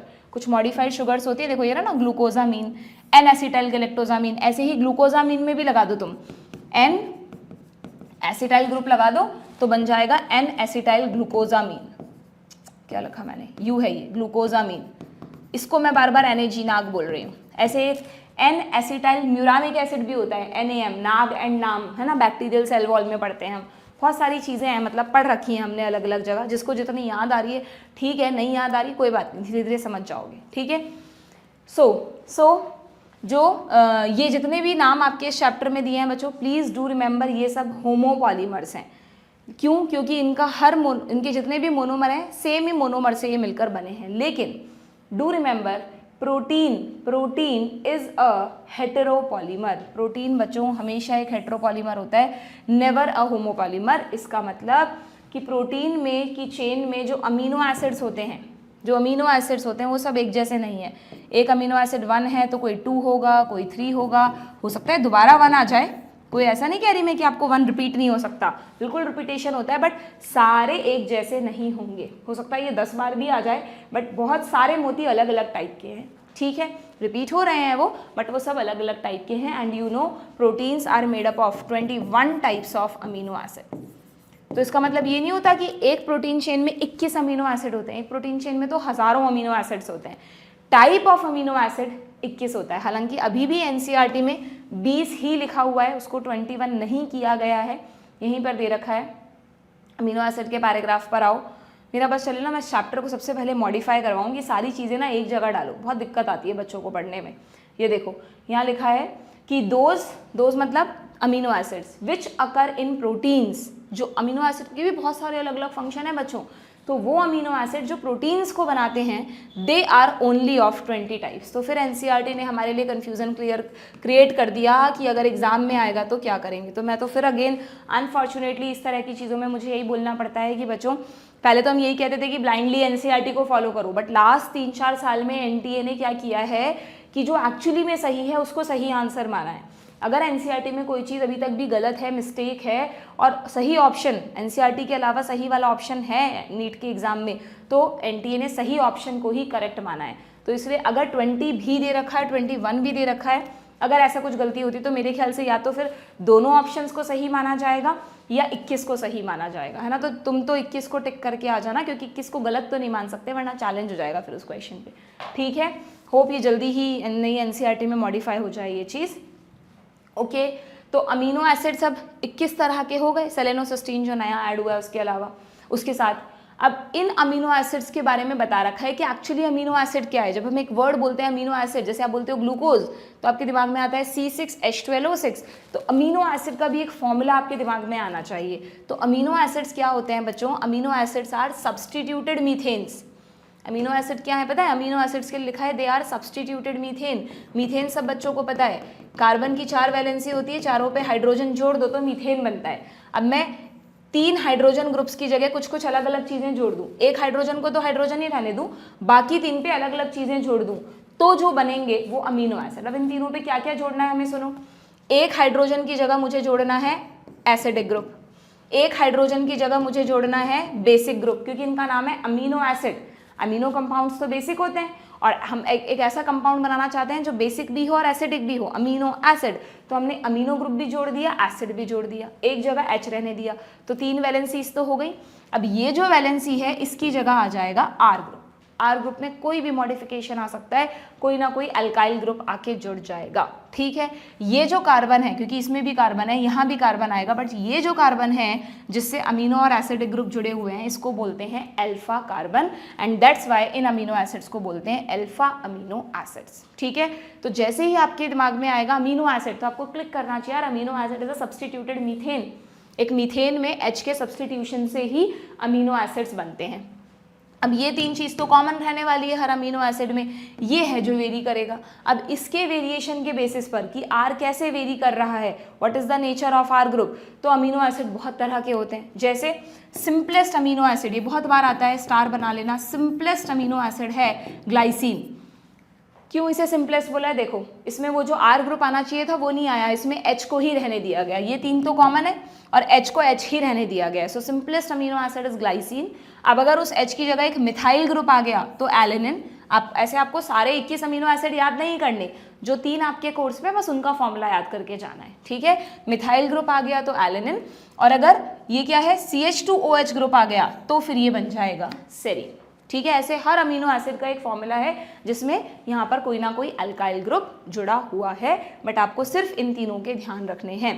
And एक और बात सुनो कि जो आर ग्रुप है ना, उस आर ग्रुप के बेसिस पर अमीनो एसिड्स के बहुत सारे नेचर हैं, अलग अलग टाइप के अमीनो एसिड है। जैसे देखो यहाँ पर आपको दे रखा है कि कहाँ गया, वेयर इट इज, हाँ ये रहा कि आर, अच्छा सॉरी नॉट आर ग्रुप के बेसिस पर, सॉरी बच्चों, आर ग्रुप के अलावा जो NH2COH है ना, मैं आपको कह रही हूँ कि एक अमीनो एसिड में एक NH2 होगा और एक COH होगा, ठीक है। लेकिन सुनना ध्यान से, जो आर ग्रुप जुड़ेगा, इस आर ग्रुप में भी तो हो सकता है ना एक ऐसा कंपाउंड आके, मतलब एक ऐसा फॉर्मूला आके जुड़ जाए जिसमें NH2 एक और हो या COH एक और हो, बिल्कुल हो सकता है। तो मान लो यहाँ पे एक COH वाला ग्रुप आके जुड़ता तो इस अमीनो एसिड में 2 COH हो जाते ना, या मान लो एक ऐसी चेन जुड़ती जिसमें 3 जगह COH लगा हुआ है तो फिर 3 और 1 4 COH हो जाते। अमीनो एसिड से ज़्यादा COH है तो ये अमीनो एसिड एक एसिडिक अमीनो एसिड हो जाता, समझ रहे हैं। या फिर मान लो इस आर ग्रुप में NH2 वाला ग्रुप आके जुड़ जाता, तो अब इस केस में NH2 का नंबर ज़्यादा हो गया, COH का कम रह गया, तो इसका मोर नेचर कैसा हो जाएगा, बेसिक। तो वैसे तो अमीनो एसिड के फॉर्मूले में अमीनो और एसिडिक, बेसिक और एसिडिक दोनों ग्रुप हैं, बट फिर भी अमीनो एसिड 3 तरह के होते हैं, एसिडिक, बेसिक और न्यूट्रल। अगर दोनों का नंबर सेम है तो न्यूट्रल अमीनो एसिड, बट अगर एसिडिक ग्रुप का नंबर ज़्यादा है तो वो एसिडिक, और अगर बेसिक का ज़्यादा है तो वो बेसिक अमीनो एसिड्स। तो नीट में आपसे ये पूछा जा सकता है कि भाई हमें कुछ एग्जाम्पल्स बताओ, या इनमें से कौन सा एसिडिक अमीनो एसिड है, इनमें से कौन सा बेसिक है, या इनमें से कौन सा न्यूट्रल है। तो इस चीज़ को मैंने आपको कैसे याद करवा रखा है, जब तुम DNA का स्ट्रक्चर पढ़ते हो तो DNA का नाम है डीऑक्सीराइबोन्यूक्लिक एसिड, यानी DNA खुद एक एसिडिक कंपाउंड है, ठीक है। तो DNA को पैक करने के लिए हमें चाहिए हिस्टोन प्रोटीन्स। तो हिस्टोन प्रोटीन्स कैसी होनी चाहिए, बेसिक, क्योंकि कई बार कंफ्यूजन हो जाता है एग्जाम में कि मैम DNA एसिडिक था या हिस्टोन, तो बहुत ईजी है, DNA के नाम में ही उसका नेचर छुपा है। DNA is a nucleic acid, तो DNA एसिडिक है। उस एसिडिक को बाइंड करने के लिए जो प्रोटीन है हिस्टोन्स, वो बेसिक हैं। तो basic proteins basic amino acids की बनी होंगी। एंड यू नो कि histones are rich in LA मतलब लाइसिन एंड आर्जिनिन, तो हमेशा याद रखो, यहाँ पे ऐड कर लो आर्जिनिन एंड लाइसिन। बहुत सारे होते हैं बेसिक, बट आपको तो 2 याद रखने हैं, arginine and lysine are basic amino acids because they are found in histone proteins, ठीक है, क्लियर। ऐसे ही ज़्यादातर अमीनो एसिड जो एसिडिक नेचर के हैं ना बच्चों, उनके नाम में आपको एसिड मिल जाएगा, ग्लूटामिक एसिड, एस्पार्टिक एसिड, ठीक है। सो ये हो गया एसिडिक अमीनो एसिड्स। और न्यूट्रल अमीनो एसिड्स में एक एग्जांपल दे रखा है आपके वैलिन, बट आप यहाँ पे ग्लाइसिन भी ऐड कर लो। अभी जो आपने ग्लाइसिन देखा था वो भी न्यूट्रल में आता है, ग्लाइसिन, वैलिन, बहुत सारे हैं, 2 एग्जाम्पल बता दिए मैंने तुम्हें, these are neutral amino acids, ठीक है। तो जो एग्जाम्पल NCERT में दिए हैं बस आपको तो उतने ही याद रखने हैं। ऐसे ही कह रहा है कि कई बार जो आर ग्रुप आके जुड़ता है वो एक एरोमेटिक ग्रुप होता है, ठीक है। एरोमेटिक कंपाउंड्स आप पढ़ते हैं केमिस्ट्री में, ऑर्गेनिक में। तो अगर कोई एरोमेटिक ग्रुप आके जुड़ रहा है तो फिर वो अमीनो एसिड्स बन जाएंगे एरोमेटिक अमीनो एसिड, जैसे कि कुछ एग्जाम्पल हैं, टायरोसिन बहुत कॉमनली पढ़ते हैं आप, फिनाइल एलेनिन, जेनेटिक्स में कितनी बार नाम आया है इसका, U कोड करता है ना फिनाइल एलेनिन के लिए, if you remember, tryptophan amino acid, ठीक है। ये सब कॉमनली कहीं कहीं आपको दे रखे हैं अलग अलग जगह। तो these are aromatic amino acid, ये भी आपको ध्यान रखना है, ठीक है। तो अमीनो एसिड्स के टाइप हो गए, अमीनो एसिड्स के वाले टाइप बता दिए मैंने तुम्हें। एंड एक चीज़ और देख लो कि जब हम अमीनो एसिड्स का एक्वस सोल्यूशन बनाते हैं, तो सोल्यूशन का pH क्या होगा। अगर हम अमीनो एसिड्स को एक्वा सोल्यूशन बनाते हैं तो उस सोल्यूशन का pH के बेसिस पर हम ये बताएंगे कि अमीनो एसिड्स क्या हैं, मतलब उनमें उनका नेचर समझो तुम, कि जब हम अमीनो एसिड्स का एक्वा सोल्यूशन बनाते हैं तो बच्चों 3 तरह की पॉसिबिलिटीज़ होती हैं, समझना ध्यान से। और ये 3 तरह की पॉसिबिलिटीज़ में एक काम करो, तुम एक ऐसे एरो बना लो, ये एरो pH को बता रहा है, यानी यहाँ पर एसिडिक pH है, यहाँ पर न्यूट्रल पीएच है और यहाँ पर अल्कलाइन पीएच है। तो हम अमीनो एसिड को कितनी पीएच वाले, जरूरी नहीं है वाटर में ही, जितना जब भी हम अमीनो एसिड्स को डिसॉल्व कर रहे हैं तो कितने पीएच का वो सोल्यूशन है उसके अकॉर्डिंग अमीनो एसिड्स आयन बनाएंगे। कैसे बनाएंगे? अगर एसिडिक पीएच का सोल्यूशन है तो अमीनो एसिड जो है उस पर पॉजिटिव चार्ज आ जाएगा, it will form a cation. अगर अल्कलाइन पीएच का सोल्यूशन है तो CO माइनस आ जाएगा, बट ऑब्वियस इसका H+ ग्रुप हट जाएगा, तो amino acid will form anion. लेकिन ध्यान रखना, very very important, neutral pH पर amino acid cation and anion दोनों चार्ज इस पर आते हैं, इसको आप कहेंगे zwitter ion. This is called zwitter ion. ठीक है, तो yes, amino acids amphi nature, amphi यानी डुअल नेचर भी शो करते हैं। सेम टाइम पर इन पे पॉजिटिव एंड नेगेटिव दोनों चार्ज आ सकते हैं, बट ये तब होगा जब आप इसका न्यूट्रल पीएच में सोल्यूशन बना रहे हैं। ठीक है, डन है। तो ये सारी चीज़ें मैंने आपको अमीनो एसिड्स के बारे में बता दी। पूरा वन शॉट चल रहा है बच्चों, एक तरह से पूरा रिवीजन कर रहे हैं हम यहाँ पे।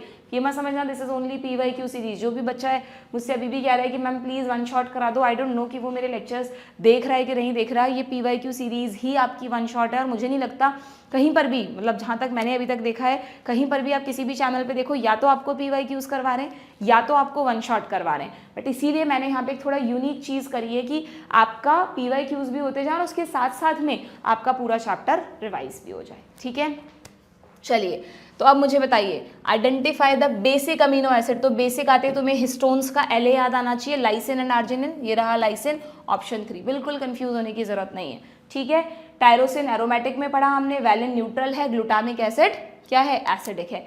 ग्लूटामिक एसिड के अलावा एक ग्लूटामीन भी होता है बच्चों, आप दोनों को सेम मत समझना। ग्लूटामीन अलग है, ग्लूटामिक एसिड अलग है। ठीक है, ग्लूटामीन अलग है, ग्लूटामिक एसिड अलग है, दोनों अलग अलग है। जब हम सिकल सेल एनीमिया पढ़ते हैं तब ये दोनों के नाम आपको कंफ्यूज हो जाते हो, आपको होना नहीं है, ध्यान रखना है। This is GLU glutamic acid, और इसे लिखते हैं GLN से, ग्लूटामीन। डन, ठीक है। अभी तुमको दे रही हूँ मैं छोटा सा होमवर्क कि एक बार उसमें जेनेटिक्स में खोलकर देखना, सिकल सेल एनीमिया में जब हम कहते हैं कि dash is replaced by valine, तो वो डैश में ग्लूटामिक एसिड है या ग्लूटामीन है, देखना तुम खुद। ठीक है, अभी मैं बोल दूंगी तो फिर तुम मेहनत ही नहीं करोगे। नेक्स्ट क्वेश्चन पर आए।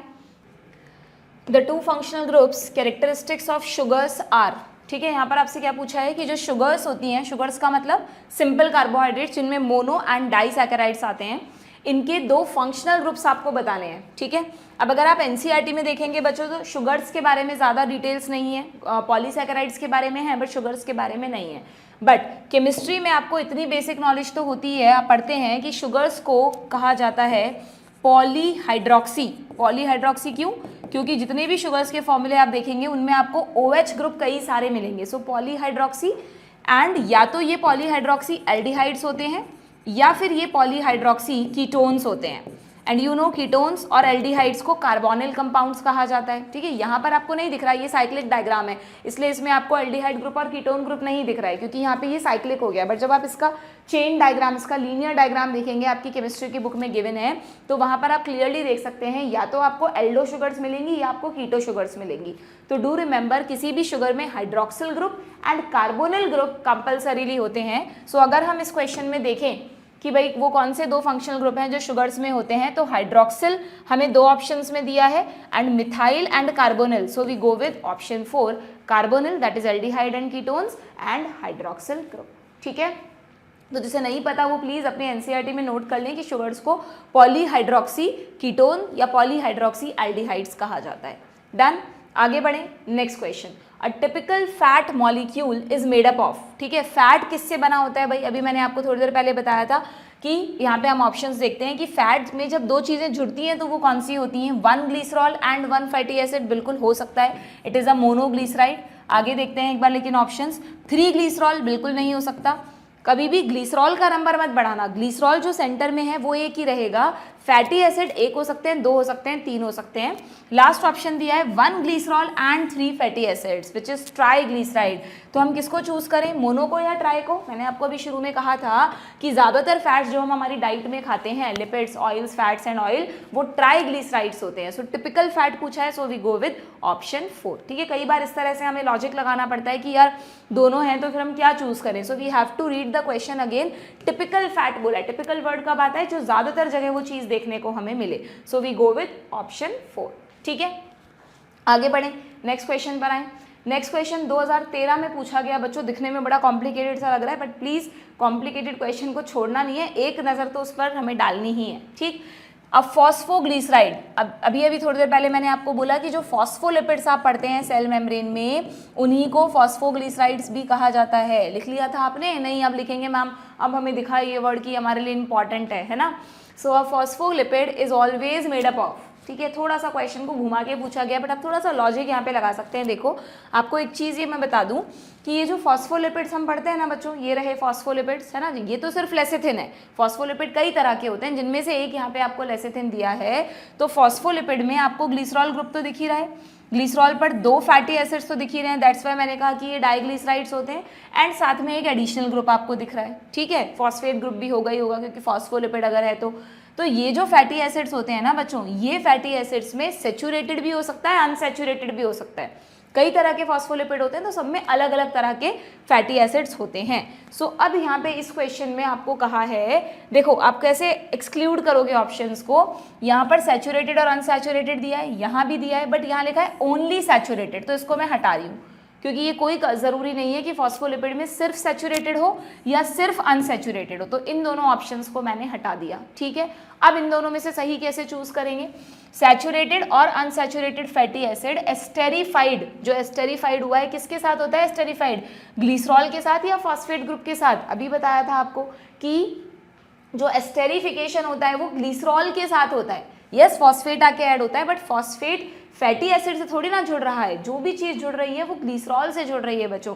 तो ये बहुत इंपॉर्टेंट है, ध्यान रखना। आप बहुत इजीली इस क्वेश्चन को कर पाएंगे इफ़ यू नो कि एस्टेरिफिकेशन हमेशा जो सेंटर में प्रेजेंट ग्लिसरॉल है उसके साथ होगा। सो ये अपने आप ही हट गया, so we go with option 1, to which a phosphate group is attach. पहले ग्लिसरॉल है, उससे एस्टेरिफाइड हुए फैटी एसिड, और इसी ग्लिसरॉल पर जुड़ा हुआ है एक फॉस्फेट ग्रुप, ठीक है। जरा सा यहाँ पे वर्ड्स को इधर उधर कर दिया, इधर फॉस्फेट और ग्लिसरॉल लिख दिया, इधर ग्लिसरॉल और फॉस्फेट लिख दिया, बट लॉजिकली जिस बच्चे ने पढ़ा है उसका ये क्वेश्चन भी सही होगा। डन, आ गया समझ में? आगे बढ़े। Uridine present only in RNA is, you know, ये आप कहाँ पढ़ते हैं? जेनेटिक्स में पढ़ते हैं ना कि प्यूरिन्स और पायरिमिडीन्स होती हैं, जिनमें से प्यूरिन्स में आती है एजी, एडेनिन एंड गुआनिन, और पायरिमिडीन्स में आता है कट, साइटोसिन, यूरेसिल और थायमिन। पढ़ते हैं सब लोग। तो ये कह रहा है कि यूरिडिन, अब यूरेसिल से यूरिडिन कैसे बना? जेनेटिक्स में पढ़ाया हुआ है, यहाँ भी बताया था कि यहाँ पे बता देते, चलो रिवाइज भी हो जाएगा तुम्हारा। अगर तुम इस डायग्राम को देखो तो जो एन बेस होते हैं, ये डायग्राम्स तुम्हें दिए हैं एन बेस के, सिंपली नाइट्रोजनस बेस जो होते हैं जिनमें रिंग्स होती हैं। जितने भी प्यूरिन्स होते हैं उनमें 2 रिंग्स होती हैं, पायरिमिडिन में 1 रिंग होती है। जिसके नाम की स्पेलिंग लंबी है उसमें कम रिंग है, जिसके नाम की स्पेलिंग छोटी है उसमें ज़्यादा रिंग है, ठीक है। तो प्यूरिन्स में 2 रिंग्स होती हैं, हेट्रोसाइक्लिक कंपाउंड्स हैं ये। हेट्रोसाइक्लिक का मतलब रिंग में कार्बन भी है, नाइट्रोजन भी है, हेट्रोसाइक्लिक रिंग्स, ध्यान रखना। N base are heterocyclic compounds. तो एन बेस 2 तरह के होते हैं, 2 रिंग्स हैं तो प्यूरिन, 1 रिंग है तो पायरिमिडिन। अब इनमें भी रिंग पे कहाँ कौन सा ग्रुप जुड़ा है उसके बेसिस पे प्यूरिन में एडेनिन एंड गुआनिन, जिसमें से आपके पास एडेनिन का स्ट्रक्चर है, और पायरिमिडिन 3 तरह के होते हैं, साइटोसिन, यूरेसिल, थायमिन, जिसमें से यहाँ आपके पास यूरेसिल का स्ट्रक्चर है, ठीक है। अब ये जो एन बेस है, इस एडेनिन को उठाकर एज इट इज मैंने यहाँ लगा दिया। ये एडेनिन में ये पूरा स्ट्रक्चर लगाओ तुम 2 रिंग्स का, यहाँ पर समझ रहे हैं?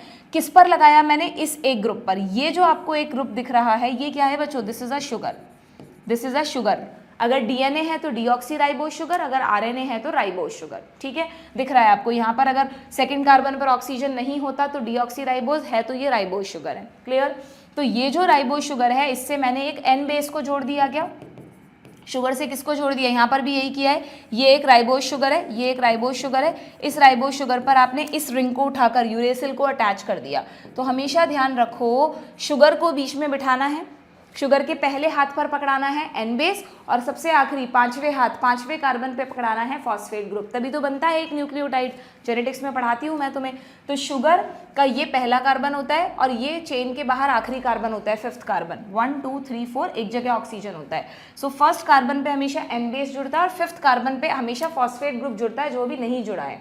तो हमेशा याद रखो कि जब भी एक न्यूक्लियोटाइड बनाना है तो उससे पहले हमेशा न्यूक्लियोसाइड बनेगा। पहले QRST, ABCD में भी S पहले आता है, T बाद में आता है, तो न्यूक्लियोसाइड स्मॉलर यूनिट है, न्यूक्लियोटाइड लार्जर यूनिट है। न्यूक्लियोसाइड कैसे बनेगा, शुगर को सेंटर में बिठाकर उसके पहले कार्बन पे N बेस पकड़ा दो तो बन जाएगा न्यूक्लियोसाइड, यानी nucleoside is equal to sugar plus N base. हमेशा याद रहेगा, भूलने की जरूरत ही नहीं है। शुगर को सेंटर में बैठा के पहले कार्बन पे कौन जुड़ता है, N बेस, तो उसको बैठा दो। एंड जैसे ही इस न्यूक्लियोसाइड पर, इस शुगर पे, ये रही शुगर, ये रहा इसका N बेस, इस पर तुम एक फॉस्फेट ग्रुप जोड़ दोगे तो फिर बन जाएगा न्यूक्लियोटाइड। यानी न्यूक्लियोटाइड का मतलब है न्यूक्लियोसाइड प्लस फॉस्फेट, यस और नो। या मैं इस न्यूक्लियोसाइड की जगह लिख दूं तो sugar plus N base plus phosphate से मिलकर बनेगा न्यूक्लियोटाइड। न्यूक्लियोसाइड और न्यूक्लियोटाइड में डिफरेंस समझ में आ गया, याद भी रख सकते हो। जो पहले कार्बन पे जुड़ेगा वो पहले आएगा, जो आखिरी कार्बन पे जुड़ेगा वो बाद में आएगा। क्लियर। अब इसी तरह इनकी नेमिंग भी चेंज की जाती है। जो एडेनिन है वो बन जाता है एडिनोसिन, और ये जो फॉस्फेट ग्रुप है ये फॉस्फोरिक एसिड है ना, तो इसी की वजह से एसिडिक नेचर आता है और इसका नाम हो जाता है एडिनाइलिक एसिड। अगर यहाँ गुआनिन होता तो गुआनोसिन, गुआनाइलिक एसिड। समझ गए। अब इसमें कट में देखो, जो पायरिमिडीन है, यूरेसिल, यूरेसिल से यूरोसिन नहीं बनाना, पायरिमिडीन्स के नाम में डिन आ जाता है जब ये न्यूक्लियोसाइड में बदलते हैं। यूरेसिल से यूरिडिन, साइटोसिन से साइटेडिन, थाइमिन से थाइमिडिन, ठीक है। और अगेन जैसे ही यहाँ पर एसिड आता तो ये बन जाता है यूरिडाइलिक एसिड, फॉस्फेट ग्रुप के जुड़ते ही, साइटिडाइलिक एसिड, थाइमिडाइलिक एसिड, जो भी इनके नाम है। समझ गए। तो हमेशा याद रखो, जब एसिड नाम में आ रहा है वो न्यूक्लियोटाइड है। N बेस के नाम तो हमें रटे ही होते हैं, तो बाकी जो बचे दे आर न्यूक्लियोसाइड्स। क्लियर है। इसकी बहुत अच्छी सी टेबल मैंने आपको बनवा रखी है लेक्चर्स में, यहाँ पे जस्ट एक शॉर्ट रिवीजन आपको दिया है। सो ये कह रहा है यूरिडिन इज अ, यूरिडिन को आप न्यूक्लियोसाइड में रखोगे या न्यूक्लियोटाइड में रखोगे। ओरिजिनल नेम तो तुम्हें पता है यूरेसिल, तो यूरेसिल तो पायरिमिडीन हुआ। यूरिडिन क्या हुआ, यूरिडिन न्यूक्लियोसाइड हुआ। जैसे यूरिडाइलिक एसिड हो जाता तो वो न्यूक्लियोटाइड हो जाता। So simply we go with option 1। आप समझ रहे हैं हम PYQs में क्यों मैं इतना डिटेल में जाके आपको बता रही हूँ। मैं सिंपली भी बता सकती हूँ कि uridine in RNA is a nucleoside, आगे बढ़ो। फिर वो कोई एक्चुअल रिवीजन नहीं हुआ तो तुम भी कर सकते हो किसी भी बुक से। जो भी क्वेश्चन आ रहा है उससे रिलेटेड जो भी कॉन्सेप्ट आपके दिमाग में आना चाहिए, जैसे टॉपर बच्चा सोचता है या कोई भी जो नीट क्रैक कर रहा है वो सोचता है, वैसे मैं चाहती हूँ कि तुम्हारे में भी सोच डेवलप हो, तुम तरीका सीखो। बट वो कोई एक सेशन अटेंड करने से नहीं होगा बच्चों। अगर तुम सारे PYQs मेरे साथ करोगे, सारे चैप्टर्स के सेशन पेशेंस से अटेंड करोगे, तो तुम डेफिनेटली ये तरीका सीख जाओगे। बट तुम्हें थोड़ा टाइम निकालना होगा, सेशंस अटेंड करने होंगे and you will have a command on this. ठीक है, क्लियर है। सो न्यूक्लियोसाइड समझ में आ गया ना, what is the difference between N base, nucleoside and nucleotide. ठीक, इनकी नेमिंग सबको आनी चाहिए, किसी पे भी क्वेश्चन आ सकता है। देन ये क्या क्वेश्चन है भाई, 2012 में आया हुआ क्वेश्चन है। तुमसे पूछा है कि तुम्हें स्ट्रक्चरल फॉर्मूला निकालना है एक बेसिक अमीनो एसिड का। अभी थोड़ी देर पहले ही बताया था मैंने, अगर NH2 ग्रुप ज़्यादा है तो वो बेसिक है, COH ग्रुप ज़्यादा है तो वो एसिडिक है। देखो अब उसका एग्जाम्पल भी आ जाएगा हमारे सामने। इसमें आपको एक फॉर्मूला दिया है जिसमें ये रहा अल्फा कार्बन HCOH NH2, तीन तो कॉमन है, और ये रहा R ग्रुप। यहाँ पर ये रहा अल्फा कार्बन, ठीक है, ये रहा R ग्रुप, ये रहा, इसमें तो ये तो अमीनो एसिड ही नहीं है, इसको तो हटा दो, ठीक है। देन ये रहा अल्फा कार्बन, ये तीनों कॉमन है, और ये रहा इसका R ग्रुप। अब तुम देख लो, इसके R ग्रुप में, मतलब इसमें R ग्रुप में ना NH2 है ना COH है। अच्छा COH तो है, ये रहा COH, तो ये तो एसिडिक अमीनो एसिड हुआ। यहाँ पर CH2 अलग है, OH, ठीक है, इसको आप COH मत पढ़ लेना, तो ये तो हटा दें। यहाँ पर आप देखोगे इसमें NH2 ये रहा एक और, तो total 2 NH2 1 COH। So this is basic amino acid. So basic amino acid D है बच्चों, बेसिक अमीनो एसिड यहाँ पे कौन सा है, D, और D कहाँ दिया है, सेकेंड ऑप्शन में। So we have to go with option 2। समझ रहे हैं आप इस बात को, ये अमीनो एसिड ही है ना, yes, so we have to go with option 2। ठीक, और ऐसा नहीं कि डी के चक्कर में तुम ऑप्शन 4 टिक करके आ जाओ, डी है बट डी ऑप्शन 2 में दिया है, so you have to go with option 2। ठीक है, डन, समझ में आ गया। आगे बढ़े, नेक्स्ट क्वेश्चन क्या पूछा है यहाँ पे आपसे, अगेन 2012 का क्वेश्चन है बच्चों। The given diagrammatic representation show one of the category of small molecular weight organic compound. एक ऑर्गेनिक कंपाउंड दिखाया है आपको, और स्मॉल मॉलिक्यूलर वेट तो आपको हल्का सा हिंट भी दे दिया कि भाई ये मोनोमर है ना। Identify the category and shown and the one blank. ठीक है, आपको एक्स भी एंड वन ब्लैंक कॉम्पोनेंट ये रहा यहाँ पे लिखा हुआ है, तो आपको एक्स पहचानना है और ये कौन है ये पहचानना है। तो देखो अभी मैंने तुम्हें रिवाइज कराया है, तुम पहचान पा रहे हो, ये शुगर है, ये एक शुगर है, हाँ, राइबोज शुगर। ठीक है, इस शुगर पे क्या जुड़ता है पहले कार्बन पे, N बेस, तो X एक N बेस है। अब हम कैसे पहचाने, कंपोनेंट्स देख लेते हैं। गुआनिन, एडेनिन, यूरेसिल, तीनों दे दिए इन्होंने, कैसे पहचानोगे? देखो एक तो बहुत सिंपल सा तरीका है, पहले तो आप कैटेगरी देख लो, तो कोलेस्ट्रॉल और ये कोलेस्ट्रॉल तो वैसे ही हट गया। अब न्यूक्लियोटाइड और न्यूक्लियोसाइड देख लो। न्यूक्लियोटाइड आप कब कहते हैं? जब यहाँ फॉस्फेट ग्रुप भी जुड़ा हुआ होता, बट फॉस्फेट ग्रुप तो जुड़ा हुआ है नहीं, फॉस्फेट ग्रुप तो जुड़ा हुआ है नहीं, यानी न्यूक्लियोटाइड नहीं है, तो क्या बचा? न्यूक्लियोसाइड, यानी ऑप्शन 4। वैसे भी आप ऐसे भी देख सकते थे कि नहीं वो ऑप्शन नहीं चलेगा, आपको ऐसे ही देखना पड़ेगा। राइबोज शुगर है तो यूरेसिल भी हो सकता है, एडेनिन भी हो सकता है, गुआनिन भी हो सकता है, ठीक है, थायमिन नहीं हो सकता, बस ये। डन, समझ में आ गया कैसे करा हमने ये क्वेश्चन। नेक्स्ट, तो किसी भी क्वेश्चन को देखकर घबराना नहीं है, और आप आई थिंक आपको ये आइडिया लग गया होगा कि biomolecule chapter is not as easy as you think. आपको लगता है कि ये थ्योरेटिकल चैप्टर है, बस इसको लास्ट टाइम पे हम रीड कर लेंगे और हमसे इसके क्वेश्चंस हो जाएंगे। तो आपने देखा होगा इसके हर एक क्वेश्चन को तुम्हें समझाने के लिए मुझे एक अच्छा खासा एक्सप्लेनेशन देना पड़ रहा है, यानी this chapter require a strong foundation.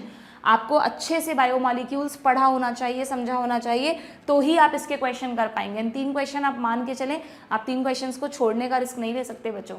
अब तो वो टाइम है जब इतना हाई कट ऑफ जाता है कि बायो में तो आप पहले फुल स्कोर करने का अपना एक टारगेट बनाओ, तब जाके आप बाकी 2 सब्जेक्ट्स में इतना परफॉर्म कर पाओगे कि आप कट ऑफ को टच कर पाओगे, है ना।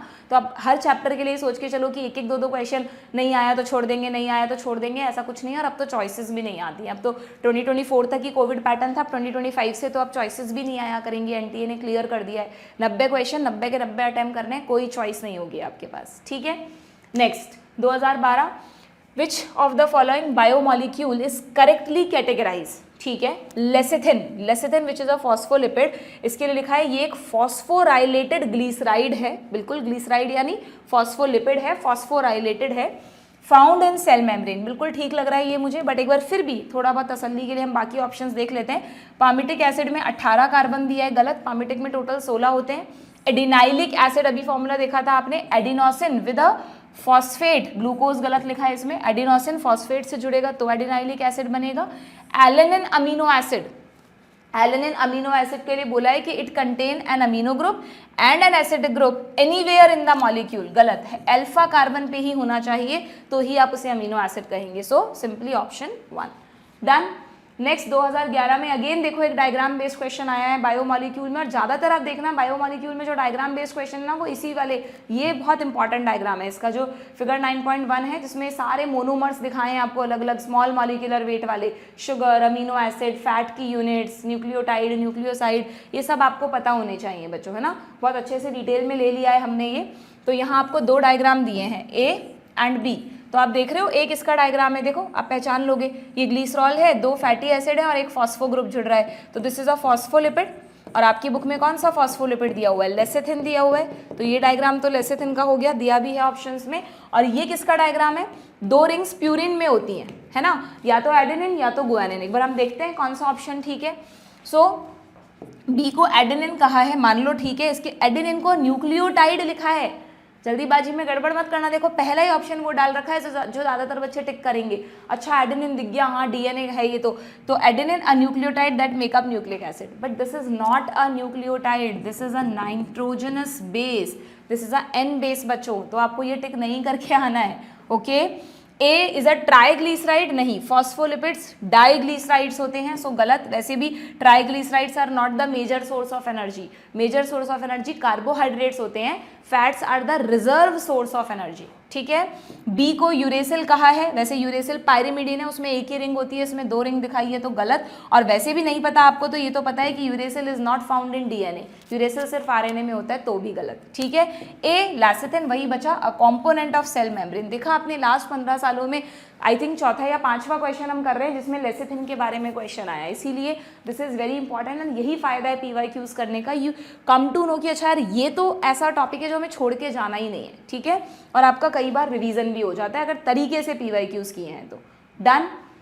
डन। तो यहाँ पर आपके ये जो स्टार्टिंग वाला टॉपिक है ये हो गया। एक काम करते हैं, ज़्यादा लंबा नहीं लूंगी मैं इस सेशन को, ये छोटा सा टॉपिक है बस, इसको और फटाफट खत्म करते हैं, बाकी के क्वेश्चंस हम नेक्स्ट सेशन में लेंगे, ठीक है। प्राइमरी एंड सेकेंडरी मेटाबोलाइट्स में ज़्यादा दिमाग नहीं लगाना आपको, सिर्फ ये टेबल आप याद करके चले जाना, मेटाबोलाइट्स का मतलब होता है मेटाबॉलिज्म से बनने वाले प्रोडक्ट्स। जब भी कोई चीज़ हमारी बॉडी में डाइजेस्ट होती है तो मोनोमर्स जो बनते हैं ना बच्चों, वो है प्राइमरी मेटाबोलाइट। यूँ समझ लो कि इस पूरे डायग्राम में जितनी भी चीज़ें तुम्हें दिखाई हैं ये सब प्राइमरी मेटाबोलाइट्स हैं, क्योंकि ये डाइजेशन से बनती हैं, मोनोमर्स हैं ये, ठीक है। तो प्राइमरी मेटाबोलाइट्स क्या होते हैं? प्राइमरी देखो लिखा भी है फिगर 9.1 में, जो भी हैं वो सब प्राइमरी मेटाबोलाइट्स हैं। और फिर वो जो प्राइमरी मेटाबोलाइट्स है ना, वो जनरली प्लांट्स में, फंजाई में, एनिमल्स में तो इतना नहीं होता क्योंकि वो यूज हो जाते हैं, बट प्लांट्स और फंजाई में इन प्राइमरी मेटाबोलाइट्स को चेंज कर दिया जाता है कुछ सेकेंडरी मेटाबोलाइट्स में। तो आपको जस्ट एग्जाम्पल्स लर्न कर लेने हैं। यहाँ पे कुछ नाम दिए हैं कि कौन कौन से सेकेंडरी मेटाबोलाइट्स की कैटेगरी है और कौन कौन से उनके नाम है। जैसे पिगमेंट्स हो गए, ये मॉर्फिन कोडीन आप पढ़ते हैं, ये अल्कलॉइड्स हैं। टर्पेनॉइड्स हो गए, एसेंशियल ऑयल हो गया, ये कॉन्कैनावैलिन ए आया हुआ है नीट में, तो ये ध्यान रखना है, ये एक तरह का लेक्टिन है ना। ड्रग्स में बहुत सारी दवाइयाँ, विनब्लास्टिन, कुरकुमिन हल्दी में मिलता है, it is a very good herbal medicine. Polymers, rubber, gum, cellulose को भी इवन, वैसे सेल्यूलोज एक पॉलीसैकेराइड है बट सेल्यूलोज कई प्लांट्स में एज अ सेकेंडरी मेटाबोलाइट भी स्टोर होता है, ठीक है, क्लियर होता, उसकी सेल वॉल में होता है, सॉरी, ठीक है, क्लियर। तो ये आपको ध्यान में रखना है। तो इसी बेसिस पर बस इसके क्वेश्चंस बनते हैं, फटाफट देख लो इसके क्वेश्चन। 2021 में लास्ट क्वेश्चन आया था इससे, बट बहुत हाई चांसेस है दोबारा भी पूछे जा सकते हैं। Which of the following are not secondary metabolite in plants? इनमें से कौन सेकेंडरी मेटाबोलाइट नहीं है? तो देखो आप ऑप्शंस, ये रहा, क्योंकि दीज आर प्राइमरी मेटाबोलाइट्स है ना, बाकी तो सब सेकेंडरी मेटाबोलाइट्स हैं, ये प्राइमरी है। So we go with option 3। Identify the incorrect pair. Incorrect pair बताना है आपको। तो अब देखो यहाँ पर इनकरेक्ट पेयर में आप ध्यान से देखो, ड्रग्स, रिसिन। इस क्वेश्चन में बच्चों को थोड़ा कंफ्यूजन हुआ था क्योंकि ड्रग्स में रिसिन लिखा हुआ है, टॉक्सिन में एब्रिन लिखा हुआ है। अब आप यहाँ पे देखो अपनी बुक में, यहाँ पर जो रिसिन और एब्रिन है ना, दोनों टॉक्सिन है बच्चों एक तरह के, तो थोड़ा सा कई बार याद नहीं रहता और हम इसको भी ड्रग मान जाते हैं। तो आपको ध्यान रखना है, it is not used as medicine, it is a toxin. Ricin drug नहीं है, रिसिन एक टॉक्सिन है। So this is a incorrect pair. Lectin तो आपको पता ही है, अल्कलॉइड आपने पढ़ा ही है। So we go with option 1, ठीक है। Secondary metabolite such as nicotine, strychnine and caffeine are produced by plants for their, ये एक्चुअली इस चैप्टर का क्वेश्चन नहीं है बट सेकेंडरी मेटाबोलाइट लिखा हुआ है तो यहाँ डाल दिया। ये इकोलॉजी में पढ़ाया जाता है आपको। इकोलॉजी में हम पढ़ते हैं ना अडेप्टेशंस की, जो प्रे एंड प्रेडेटर का जो रिलेशनशिप है उसमें है ना, कैसे प्लांट्स को नेचर ने अडेप्टेशंस दिए हैं अपने ग्रेजिंग एनिमल से बचने के लिए। तो वहाँ एक लाइन लिखी हुई है कि प्लांट्स कुछ ऐसे केमिकल्स अपने अंदर बनाते हैं जो दूसरे एनिमल्स के लिए हार्मफुल होते हैं, तो वो एनिमल्स उन प्लांट्स को नहीं खाते, जैसे कि ये सारे केमिकल। बट हमने अपना बुद्धि का यूज़ करके, अपने दिमाग का यूज़ करके इन केमिकल्स का भी अपने लिए कोई ना कोई यूज़ ढूंढ लिया, ठीक है। सो ये कह रहा है कि प्लांट्स इनको क्यों बनाते हैं? Simply for their defence. तो ऑप्शन 3, ठीक है। वैसे इकोलॉजी में जाना चाहिए था क्वेश्चन, बट कोई बात नहीं। एंड कॉन्केवैलिन ए, देखो 2 बार क्वेश्चन हो गया। कॉन्कैनावैलिन ए इज, ये क्या है? अभी हमने देखा था, इट इज़ अ लेक्टिन, ठीक है, डन। तो ये हमारे हो गए प्राइमरी एंड सेकेंडरी मेटाबोलाइट के क्वेश्चन। तो अब हम सेशन एंड करें या 1 मिनट रुको, मुझे देखने दो भाई, अभी तो बहुत सारे क्वेश्चन हैं। एक काम करें क्या बच्चों, इसमें मैंने आपको काफ़ी सारी चीज़ें प्रोटीन्स और पॉलीसैकेराइड्स के बारे में तो बता ही दी, तो हम एक काम करते हैं, बस प्रोटीन और पॉलीसैकेराइड के क्वेश्चंस और देख लेते हैं, then we end this session, जिससे थोड़ा बैलेंस हो जाए इस बार के और अगले बार के क्वेश्चंस, ठीक है। तो चलो थोड़े से क्वेश्चंस और कर लो मेरे साथ। प्रोटीन्स है ना, प्रोटीन्स में भी अलग अलग जगह इस चैप्टर में अलग अलग चीज़ें दी है। यहाँ पर ये जो आपको पैराग्राफ दिया है ना प्रोटीन्स का, इसमें जो चीज़ें हैं वो मैंने अभी आपको बताई कि अमीनो एसिड क्या होते हैं, कैसे जुड़ते हैं। ये टेबल इज़ वेरी इंपॉर्टेंट बच्चों, इस टेबल को आपको ढंग से पढ़ के जाना है। इस टेबल में से भी कई बार क्वेश्चंस आए हुए हैं। वैसे तो हमारी बॉडी का स्ट्रक्चरल एलिमेंट, हमारा बिल्डिंग ब्लॉक है प्रोटीन, बहुत सारी चीज़ें हमारी बॉडी में प्रोटीन की ही बनी है, बट यहाँ कुछ स्पेसिफिक एग्जाम्पल्स दिए हैं कि भाई ये प्रोटीन क्या करती है। जैसे कॉलेजन प्रोटीन, सबको पता है कनेक्टिव टिश्यू में प्रेजेंट होती है। कॉलेजन फाइबर्स पढ़ते हैं ना हम, कॉलेजन प्रोटीन के बने हुए। So it is a ground substance, ठीक। ट्रिप्सिन डाइजेस्टिव सिस्टम में आप पढ़ते हो, एक एंजाइम है, अब तो हट गया वो कोर्स से, ठीक है। इंसुलिन एक हार्मोन है, वो भी एक तरह का प्रोटीन है। नॉट ओनली इंसुलिन, ज़्यादातर हार्मोन्स जो आप पढ़ते हो वो सब इंसुलिन ही हैं। एंटीबॉडीज़ मैंने आपको बताया था जो बनते हैं, बी लिम्फोसाइट्स प्रोड्यूस करती हैं एक आर्मी ऑफ प्रोटीन्स, तो yes these are protein. Receptors जो आप पढ़ते हैं ना, सेल की सरफेस पर आप नहीं बोलते कि रिसेप्टर्स लगे हुए हैं, जैसे आप फ्लूइड मोज़ेक मॉडल को इमेजिन करो, उसमें आप कहते हो कि लिपिड्स की बायलेयर है और उनके बीच बीच में प्रोटीन के चैनल्स हैं। वैसे ही बच्चों कुछ प्रोटीन ही रिसेप्टर की तरह एक्ट करते हैं, तो रिसेप्टर भी एक तरह की प्रोटीन ही होती है, ठीक है।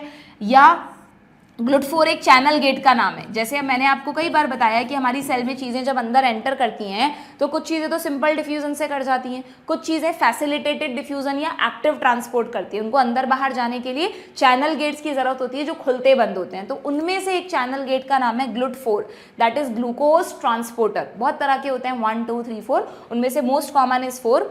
जब तक ये GLUT4 खुलेगा नहीं तब तक ग्लूकोज सेल के अंदर जाएगा नहीं। और GLUT4 को खोलने के लिए कौन आएगा? इंसुलिन, है ना। बहुत अच्छे से हम डायबिटीज जब पढ़ते हैं उसमें मैं आपको समझाती हूँ। तो अगर किसी में इंसुलिन की कमी हो गई तो इंसुलिन से GLUT4 खुलेगा नहीं, और GLUT4 नहीं खुलेगा तो ग्लूकोज अंदर जाएगा नहीं, ब्लड का ग्लूकोज लेवल बढ़ता जाएगा। ठीक है, सो GLUT4 भी एक तरह का ट्रांसपोर्टर। और GLUT4 क्योंकि चैनल गेट है, चैनल गेट किसके बने हैं? इंट्रिंसिक प्रोटीन, एक्सट्रिंसिक प्रोटीन आप पढ़ते ही हो, तो बस ये भी एक तरह के प्रोटीन हुए। आराम से कोरिलेट कर सकते हो, थोड़ा सा भी आपने अगर लॉजिकली चीज़ों को समझा है। ठीक है, बस वही सब बातें यहाँ पर आपको बताई हैं। एंड येस, वेरी इंपॉर्टेंट, अगर आपसे पूछ ले which is the most abundant protein in animal world, तो ध्यान रखना बच्चों, इट इज़ द कोलेजन। सबसे ज़्यादा जो मात्रा में एनिमल्स में पाई जाती है। और अगर प्लांट्स में पूछ लें आपसे, या पूरे बायोस्फीयर की बात करें क्योंकि प्लांट्स का नंबर ज़्यादा है, तो पूरे बायोस्फीयर में Rubisco is the main protein. Rubisco enzyme याद आया, फोटोसिंथेसिस में यूज़ होता है, चाहे C3 प्लांट हो, C4 प्लांट हो, कैम प्लांट हो, रुबिस्को तो सब में होगा ही होगा क्योंकि कैल्विन साइकिल तो होगा ही होगा। सो पूरे बायोस्फीयर में पूछेंगे तो रुबिस्को, एनिमल्स में पूछेंगे तो कोलेजन, क्योंकि एनिमल्स के पास रुबिस्को नहीं होता। डन, समझ में आ गया। 2-4 क्वेश्चन इससे रिलेटेड देख लेते हैं। ये देखो 2024 में क्वेश्चन आया हुआ है, वही टेबल से सीधा उठा के क्वेश्चन बनाए, लास्ट ईयर ही आया है। आपको मैच करना है। GLUT4 को किससे मैच करूं? ये रहा, enable glucose transport, insulin is a hormone, trypsin is enzyme, collagen is a ground substance. So A को 4th से मैच करना है, एक ही ऑप्शन में है, option 1। Next question, which is the most abundant protein in the animals, 2020 में आया है। So we go with option 2, collagen protein. ठीक है, नेक्स्ट क्या है? Which glucose transporter is insulin dependent. देखो थोड़ा सा लॉजिक लगा के अगर हमने पढ़ा है तो कितना अच्छे से हमें समझ में आ गया। बच्चे कहेंगे मैम ये तो आउट ऑफ एनसीईआरटी है। नहीं बच्चों, जब भी मैं आपको ग्लूट के बारे में पढ़ाती हूँ तो मैं बोलती हूँ कि ग्लूट के कई सारे टाइप्स होते हैं, जिनमें से GLUT4 जो ज़्यादातर सेल्स पर सिचुएटेड है, इट इज़ इंसुलिन डिपेंडेंट। इसीलिए कहते हैं कि ऐसा नहीं है कि डायबिटीज़ में बिल्कुल ही ग्लूकोज नहीं मिलेगा, क्योंकि कुछ ग्लूकोज ट्रांसपोर्टर ऐसे भी बैठे हैं जो इंसुलिन इंडिपेंडेंट है, उन्हें ज़रूरत नहीं है, वो खुलते रहते हैं और उससे भी इंसुलिन की ग्लूकोज की सप्लाई होती रहती है, बट उनका नंबर बहुत कम है। जो मैक्सिमम ट्रांसपोर्ट होता है ना ग्लूकोज का, वो GLUT4 से होता है और वो इंसुलिन डिपेंडेंट है। तो इसलिए अगर इंसुलिन की कमी हुई तो सेल्स को ग्लूकोज मिलना बंद हो जाएगा और ब्लड का ग्लूकोज लेवल बढ़ जाएगा। सो डू रिमेंबर, जो आपके कोर्स में है GLUT4, it is insulin dependent. ठीक है, क्लियर।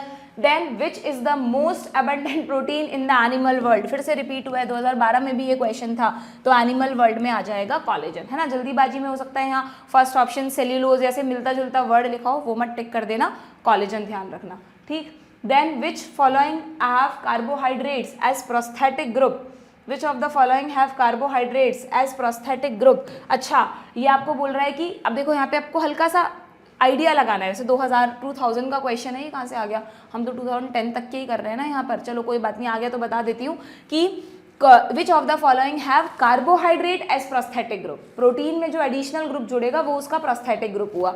तो अगर कार्बोहाइड्रेट जुड़ना है तो ग्लाइको वर्ड मैं आपको कह रही हूँ कार्बोहाइड्रेट से रिलेटेड होता है, तो simply you choose option 1 glyco protein. Lipid जुड़ेगा तो लाइपोप्रोटीन, न्यूक्लिक एसिड जुड़ेगा तो न्यूक्लियोप्रोटीन, कोई कलर पिगमेंट जुड़ रहा है तो क्रोमोप्रोटीन। ठीक है, डन।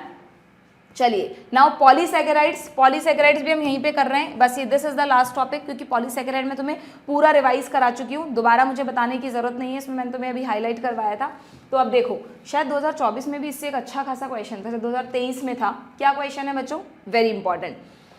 आपने आई थिंक 9-10 से एक टेस्ट पढ़ा है, स्टार्च आयोडीन टेस्ट, कि अगर कोई भी चीज़ स्टार्च रिच है तो आप जैसे ही आयोडीन डालोगे वो ब्लू कलर की हो जाएगी, ब्लूइश ब्लैकिश कलर दे देगा। क्यों? उसका रीज़न आपको यहाँ एनसीईआरटी में बता रखा है कि अगर हम स्टार्च का स्ट्रक्चर देखेंगे तो स्टार्च में जो ग्लूकोज की चेन होती है ना, वो हेलिक्स बनाती है। स्टार्च में एक हेलिकल स्ट्रक्चर होता है बच्चों, ठीक है। Starch form helical secondary structure, simply होता तो प्राइमरी, उसमें मॉडिफिकेशन हुआ तो सेकेंडरी। जब वो सेकेंडरी स्ट्रक्चर में कन्वर्ट होता है तो एक हेलिक्स बनाता है, ठीक है। अब जब हम आयोडीन डालते हैं तो आयोडीन इस हेलिक्स में फंस जाता है और एक कॉम्प्लेक्स बनता है starch iodine, and this complex is bluish black in colour. That's why starch test positive होता है कि अगर किसी चीज़ में स्टार्च है तो उस चीज़ का कलर आयोडीन डालते ही ब्लू या ब्लैकिश हो जाएगा। ब्लैक इसलिए बोल रही हूँ कि डार्क ब्लू कई बार ब्लैक दिखता है, जैसे ओरिजिनल कलर ब्लू है, ठीक है। तो सिर्फ वही चीज़ें पॉजिटिव आयोडीन टेस्ट देंगी जिनके पास हेलाइसिस हैं। अगर हम सेम एग्जांपल सेल्यूलोज पर अप्लाई करें, सेल्यूलोज जो प्लांट्स की सेल वॉल में होता है वो भी तो ग्लूकोज का पॉलीमर है, तो क्या सेल्यूलोज भी आयोडीन को होल्ड कर सकता है? नहीं। क्यों नहीं? क्योंकि सेल्यूलोज के पास हेलिक्स नहीं होते। अगर हेलिक्स नहीं है तो आयोडीन बाइंड नहीं होता, तो ब्लू ब्लैक कलर भी नहीं आता, ठीक है। तो इसी छोटे से कॉन्सेप्ट पर 2023 में क्वेश्चन पूछा गया कि cellulose does not form blue colour with iodine, why? ठीक है, तो बहुत इजीली आप कर सकते हैं, because it does not contain complex helices, hence can not hold iodine molecule. Simple question. Next क्या है?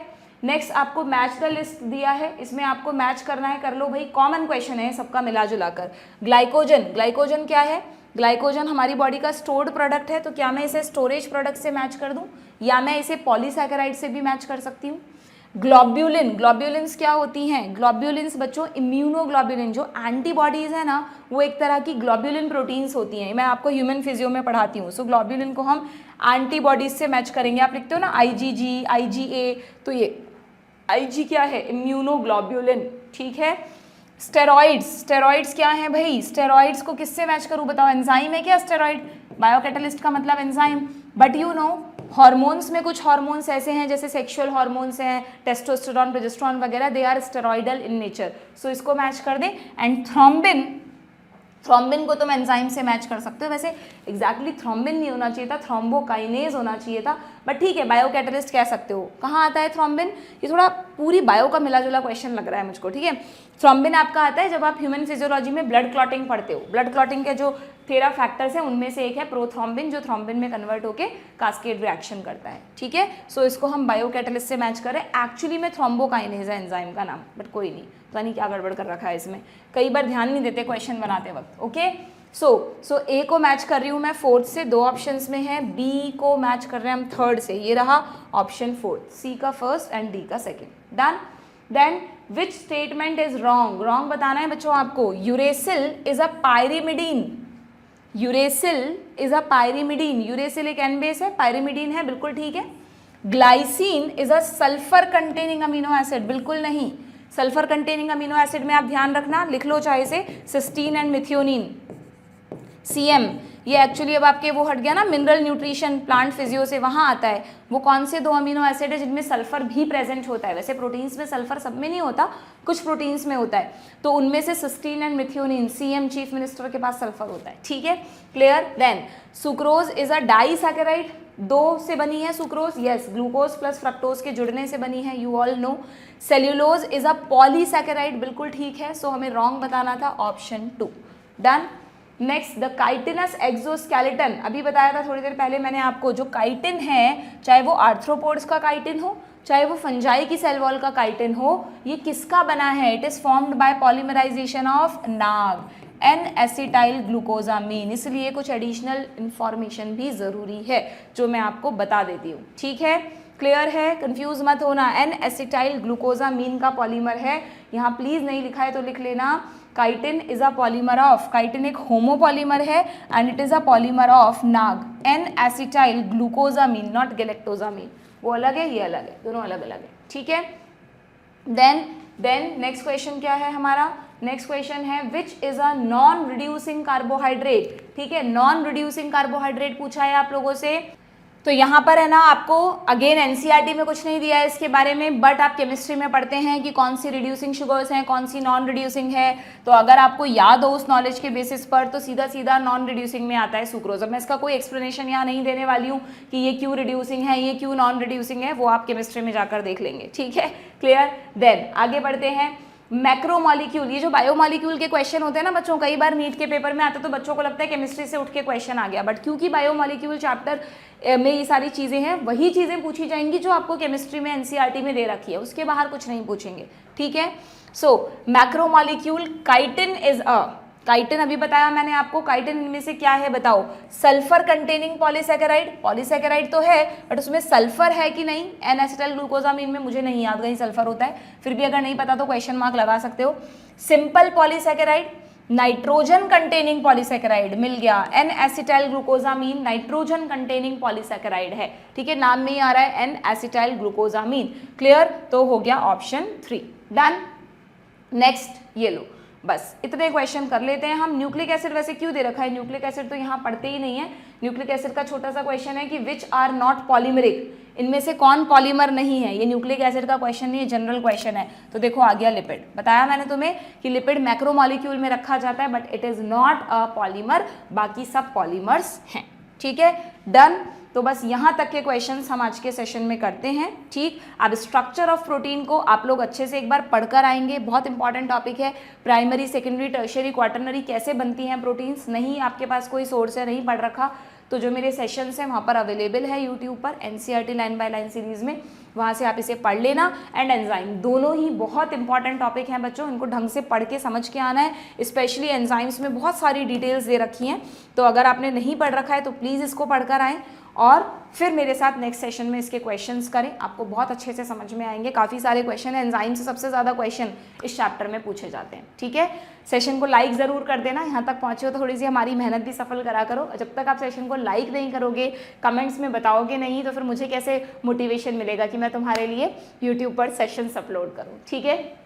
सो प्लीज़ डू दैट, अपने फ्रेंड्स के साथ भी ये सेशन ज़रूर शेयर करें एंड पढ़कर आना। नेक्स्ट सेशन में we will complete this chapter, ठीक है। Good bye.